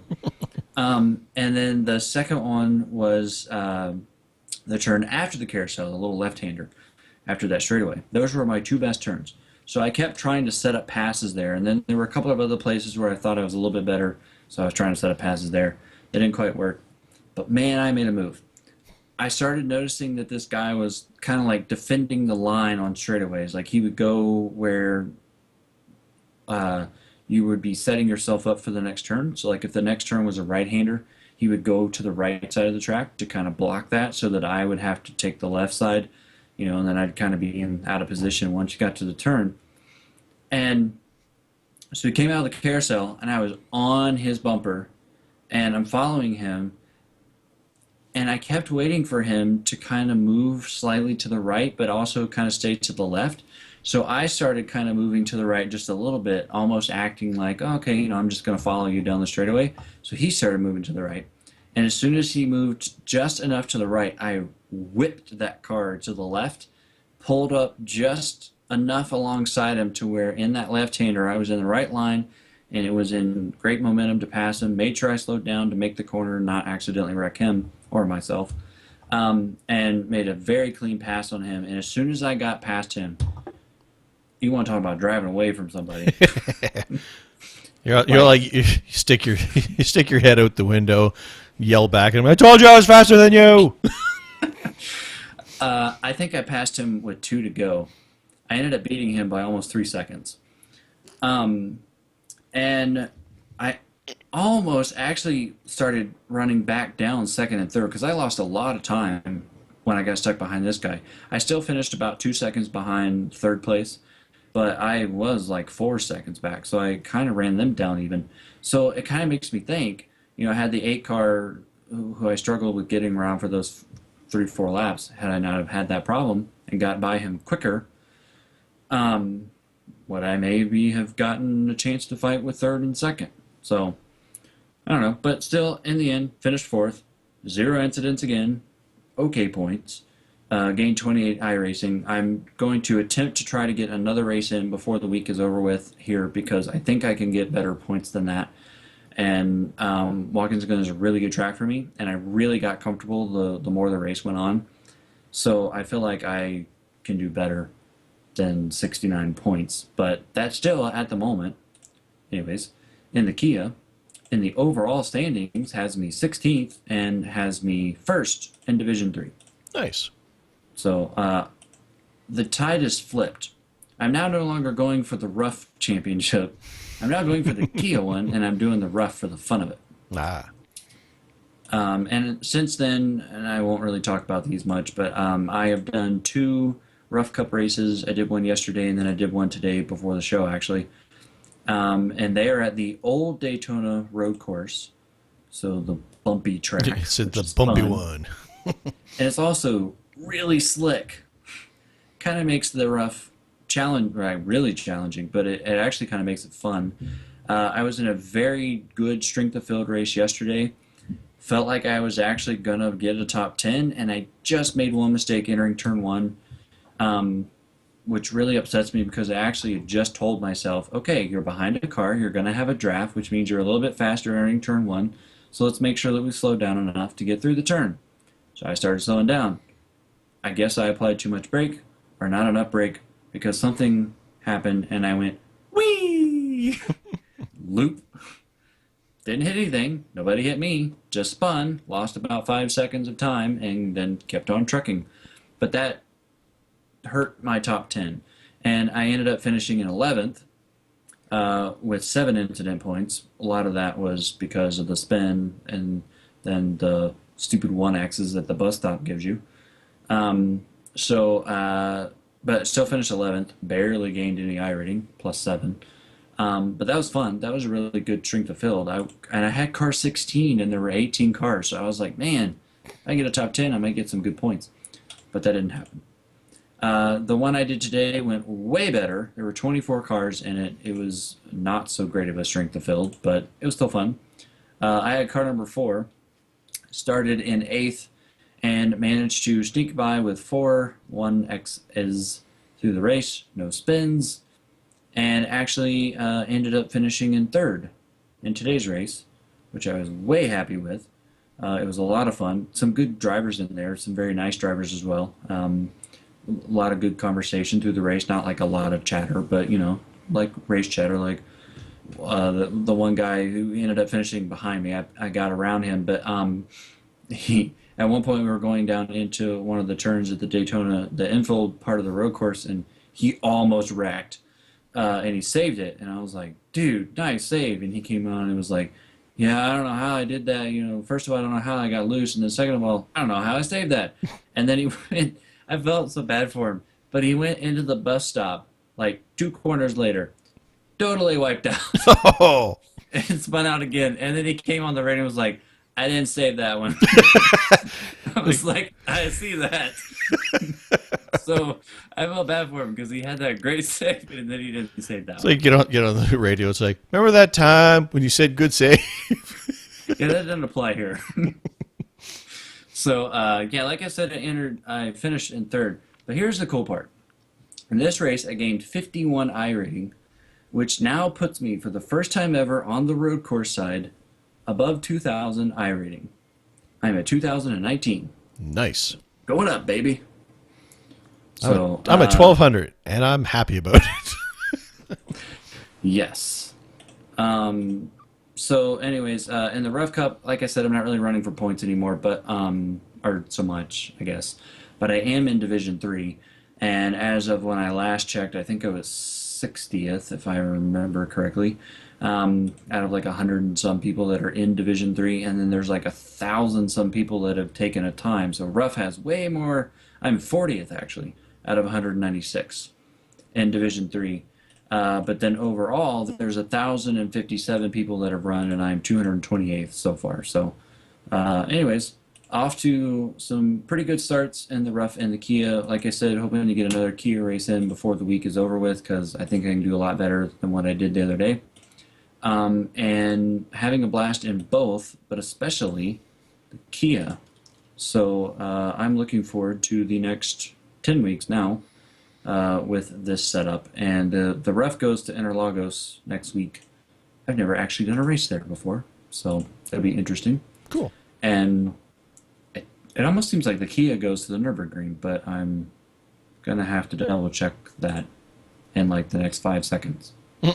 Wait for it. Nope, they go to Brands Hatch. Yes! That's a really good track for me, so I'm excited about that.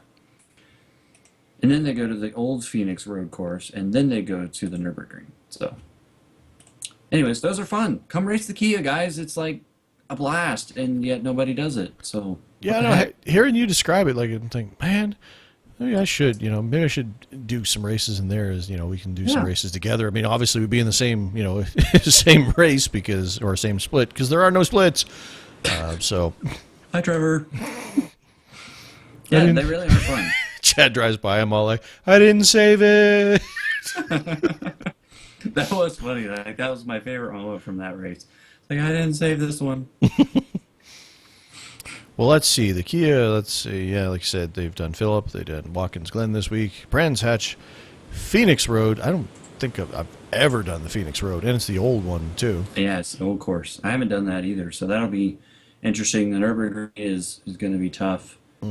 Donington is fun. Barber's fun. Twin Ring Motegi, the GP course is fun. Indy Road, a little iffy. VIR is fun. Lime Rock is obviously fun. And Olson Park is a blast. So I love that schedule. It's a weird schedule because I don't know, it just looks different than a lot of road series I've seen. Indy Road is horrible. I mean, at least it was in the IndyCar. But Barber's a lot of fun though. I mean, after I did those bunch of races there, it's like, oh, I get this track now. I'm not good at it, but I get it. Yeah, you should come out and try it. It's fun. I think I found so far that the wind. Oh, by the way, speaking of the Kia, I can't say this. I don't know what the Rough deal is, but the Rough are way more popular, so you're way likely to get a race in the Rough. In fact, every time I've tried, I've gotten one. The Kia, there's been one other time that I've tried to do a race, and it didn't even come close to going official. But the strength of field races for the Kia are on Wednesdays at 20:45 GMT. So the Kia goes on the even numbers and the Rough goes on the odd numbers. So, but the depressing thing about 20:45 GMT, That's 4:45 p.m. my time. I'm still at work. So Yeah. I can't make that strength of field race unless, I just happen to have a day off or the afternoon off during the season, which maybe at one point I will, but I'm probably never going to make that strength of field. So I've got to get all my points in on some of these other races during the week that go official, and that's kind of tricky. Yeah, I was gonna say if we decide to do we both do races, then if both of us show up, then we're like a third of the way to official if we Yeah, both show up. exactly. Maybe we can get some listeners of the show who, have really good I ratings so we get good points to show, but don't beat me because I need the points. That's the disclaimer. But we could have our own iRacing Today radio show room in the Kia. Fair enough. Although when they go to Brands Hatch, they're doing the Indy course, which is like tiny compared to the main course. Like there's It only is 6 fun, turns to it. but it's fun. It's fun. I look forward to that. It looks like a little bean. It is. I've raced that before. I forget what it was in, but I really enjoyed it. I love that track. I don't know why. I just love Brands Hatch.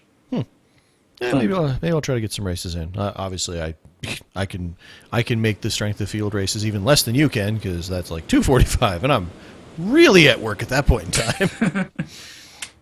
So Yes. So the only other experience that I had was I did run the Power Series last Sunday there at the new Phoenix, not the old Phoenix, and started second in that race, had a lot of fun, and ended up finishing second.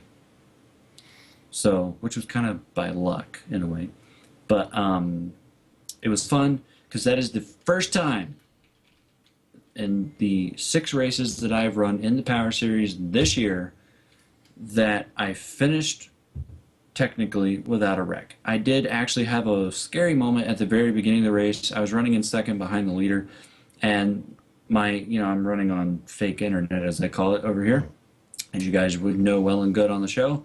And everybody disappeared from my screen, which has happened a few times, but it's usually only happened for like 1 second, 2 seconds.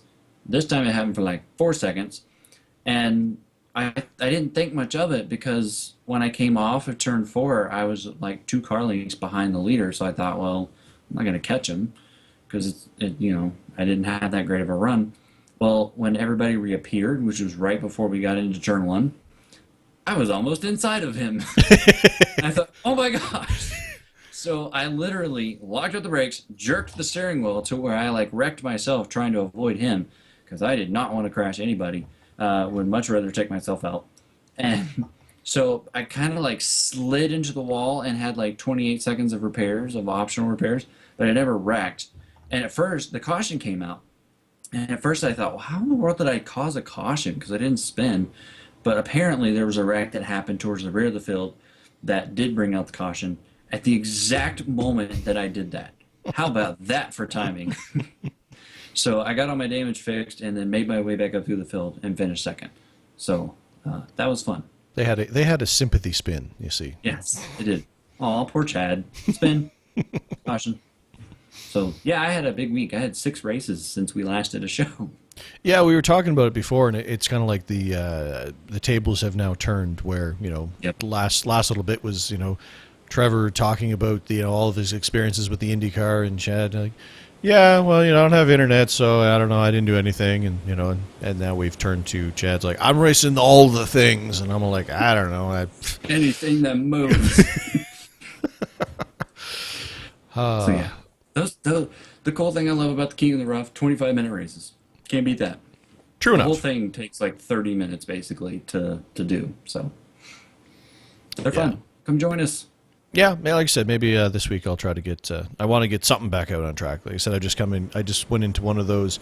I just raced a whole lot of races and put a lot of effort in, so I'm kind of in that taking a breath moment and playing some of my other games because it's funny. I told my wife the first weekend after the Indy Series was over, it's like, it actually kind of feels refreshing that I'm not sitting there going, okay, I got to get my race in for this week. Okay, is it going to be Saturday? Is it going to be Friday night? Am I going to be able to do this and that? It's like to not even have to think about that. It's like, you know what? It was fun, but this is kind of nice just to be able to go, you know what? I'm not going to race this weekend. Whatever. and not worry about it. So it's been kind of nice. But I'll have to definitely get back out on the track. And it sounds like the Kia is a lot of fun, so I can give that a shot and we'll have to plan a night that we can actually race. And since it's not one of those set race, series, we can just pick a time and hopefully find one that it goes official. So Yeah. Maybe we'll do it. And they're every 2 hours, so you got all kinds of options. Maybe it'll be a record the show and then do a race thing. Yeah, jump in the Kia. Actually, they're racing in 3 minutes. I wonder if it's going official. Right now, there's nobody registered for it. Oh, that's so sad. Probably not. I was just going to say we could just jump in there and do the show while we're racing. Yeah, I've never raced the car at all ever. That sounds like a great idea. What could possibly go I wrong? never raced the car ever when I got to Phillip Island, and I finished second, so there are no excuses, Trevor. Oh. But a couple other things to mention before we close out the show. One side note for me, talking about doing other things and not, I've been playing a bunch of other games and stuff like that.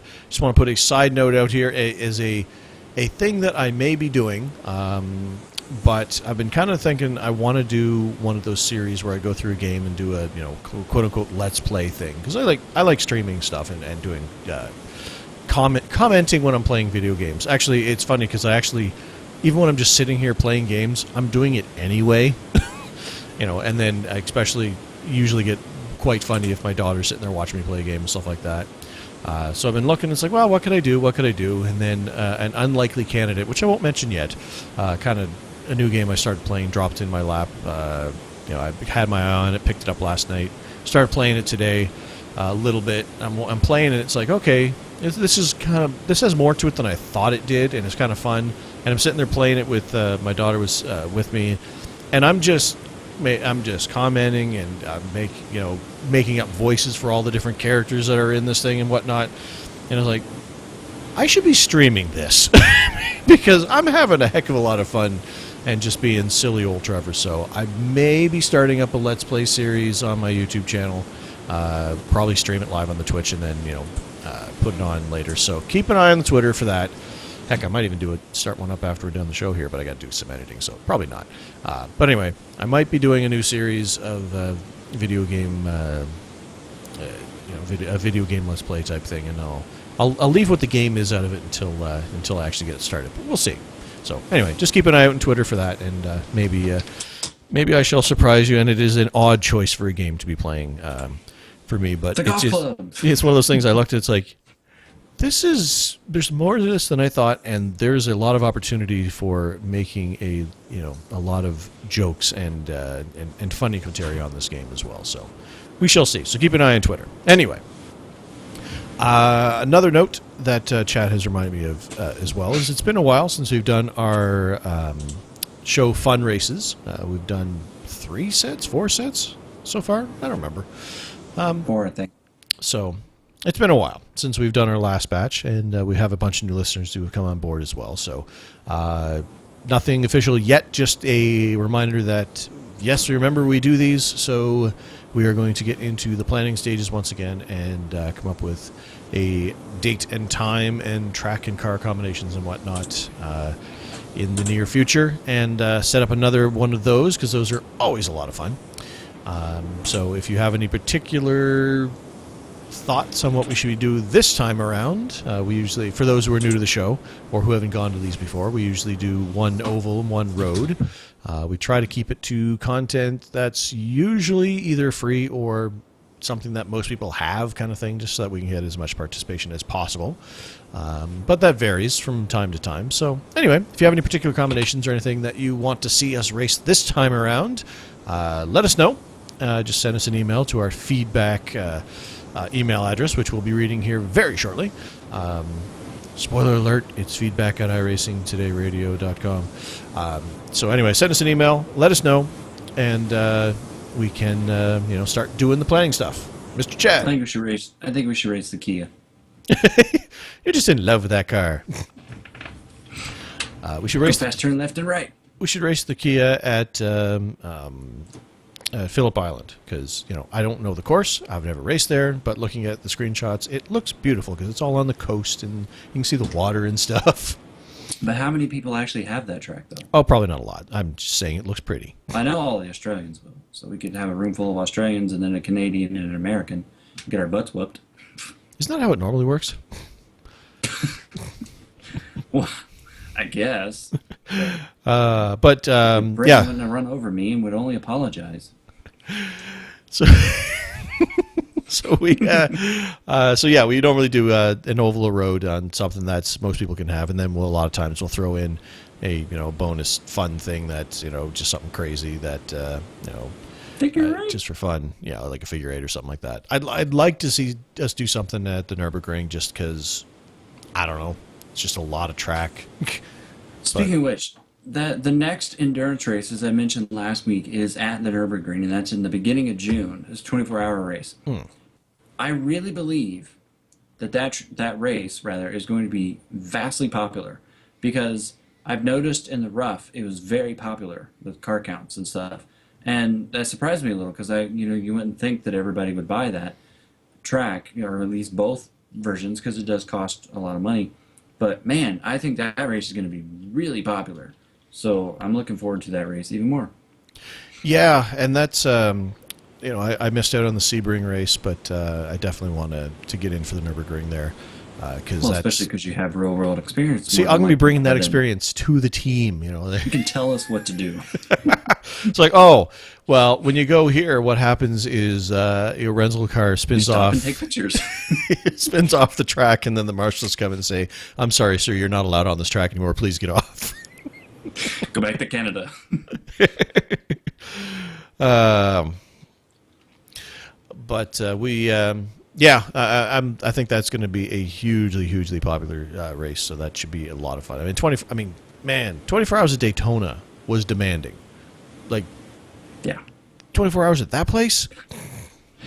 It's 180 corners of fun. Yeah, not quite that many. I think it's 170 something, but 100. What? It's probably more than that. It's probably like 5,000. As I say, after for 24 hours, I think your estimate's a little shy. But you've run 5 laps. You're gonna have to pit now. But I only run 5 laps. But I just get started. It's like can't stop now. It's like the grid goes, and it's like, all right, we're going to start eyeing your entrance to pit road. We're going to be bringing you in here soon. It's like, but the race just started. Yeah, we can only put so much gas in that thing, man. I know. Like, you know what? We need bigger fuel tanks for this race. iRacing, get on that. But anyway, so send those in. I think that's about it for this week, don't you think, Mr. Chad?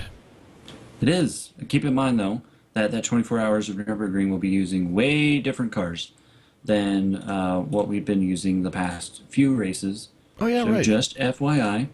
I believe the list of cars will be the rough C-Spec, like I've been driving, the Mustang FR 500S, man, all these cars I'm driving, 2016 Mazda MX-5 Cup, the Volkswagen TDI Jetta, maybe, and the Kia Optima. I vote either the Kia or the rough. See, I would think I would see. My vote would be for the MX, just because it's. Well, yeah, that too. It's a pretty. I mean, I haven't driven the 2016 model yet, but generally speaking, it's a pretty easy car to drive overall. So, compared to some of the other, different, more challenging road style stock car type things, but see, you might drive the Kia next week and think, dude, I want to be on Chad's team. We're going to kick butt in the Kia. No, Chad's always on the team that's going to win, as opposed to the team that but I'm just here for the fun. You might kick butt. You never know. You might fall in love with that car.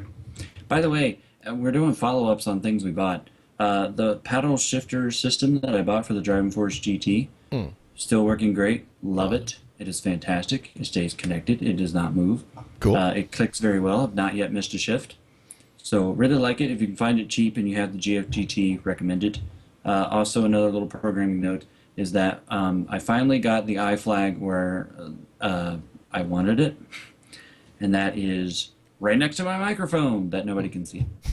But it's sitting just off-centered on my middle monitor, and it is in good position. And actually, because it is now above my eye line, I actually increased the brightness Whereas when I had it down on my little tabletop, because I was just temporarily setting it there because I didn't have it ready yet to go up there, um, I had it on the lowest brightness because I kept getting blinded because it was like right in my eye line, and I'm like driving around, yellow lights, ah. So So much stopping. Oh no! Ah! yeah, I was like, I can't see. So I moved it up there and raised the brightness up, and it is awesome up there. So I'm very excited. Still loving that. In case you are curious, it is a very cool thing. Go to the forums and search out iFlag. It is a neat little add-on to iRacing.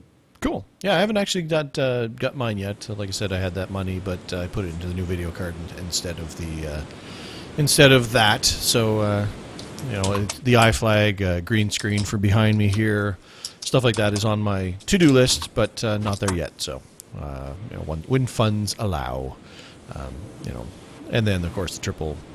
My big next purchase is going to be the triple monitors. So. And then, once I hit the lottery and become rich, then I'll, get an Oculus Rift, as well. I'll have triple screens that I can't see because I'm in the Oculus. I don't know, triple screen. I still think the Oculus would be a cooler way to race. I don't know if it'd be better, but it's one of those things where just the thought of I can just look around and, see the track. That just seems so cool to me. But anyway, I'm going to go with triples because that's more in my price range right now. So, but, well... In my price range, once I actually, once I do my income tax return, basically. So once the government gives me a big pile of money and says, "Here you go, Trevor," then it's in my price range. So, but anyway, with all of that being said and done, this short show ended up having a lot more meat to it than I thought, and that should surprise no one because that's what always happens. And I haven't had a chance to, I missed a week, man. So I need to get my talk on. So anyway, remember, of course, we'll be back next week, and we got that broadcast race with Chad out on the track that you guys can cheer him on tomorrow afternoon. So be sure to tune in for that as well. Actually, I wonder if you could. How hard would it be to set up the to kind of mirror their stream over on our page, so if people logged into the page, they'd see you racing. Anyway, side note. Probably not too hard. Anyway. Look for our Twitter feeds, and you will have information on where you can watch that broadcast. So you can watch Chad race and listen to me talk about Chad racing and find every opportunity to talk about Chad. I found as many as I could last time when we were broadcasting. I warned the guys up in the booth. There were like 3. That's the best I could do, man. I know that Chad's a rookie in this series. Yeah. He's doing a pretty good job right now. Oh, there he is spinning. Chad just spun. Well, I had to call what was happening, man. But he kept it going. He didn't hit anything. I like that first guy, second lap or whatever it was, just spun out in turn 1 just the right way to smash a wall. Like, there's a lot of room that you can spin out there and not hit anything, and he found the one place where you couldn't do that and just killed his car. But anyway, thanks to all of you out there for listening. We really do appreciate it. The show is available for download on iTunes under the podcast section, where we would really appreciate a review to help us get the word out if you haven't done so already. The show is also archived on YouTube under Ratface Productions, and it's Cadillac. You can check out the website for live shows, such as this one that you're watching right now, unless you're listening afterwards, in which case that doesn't matter. Archives, information, links, and of course those polls that we mentioned, which will be ending very shortly because it is the 25th of March, so we only have less than a week left before that poll closes, so go over there and vote. Actually, it's the 26th of March. Well, for me, it's still the 25th. So all of that stuff, if it's the 25th or the 26th or the 27th, it's still over there at iRacingTodayRadio.com. You can follow us on Twitter. I'm at iRacingToday for all of your iRacing video game and wrestling news, and he is at Cadillac, at It's Cadillac, if you want to hear about Duke basketball. Which is now done until November.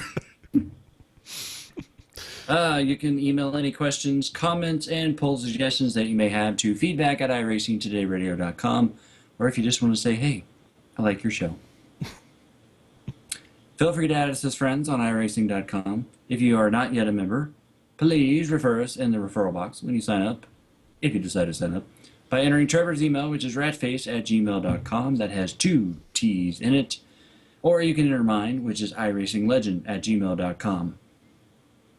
But until next week, ladies and gentlemen, remember that the race is rarely won in the first turn. But it is often lost there. Good night, everybody.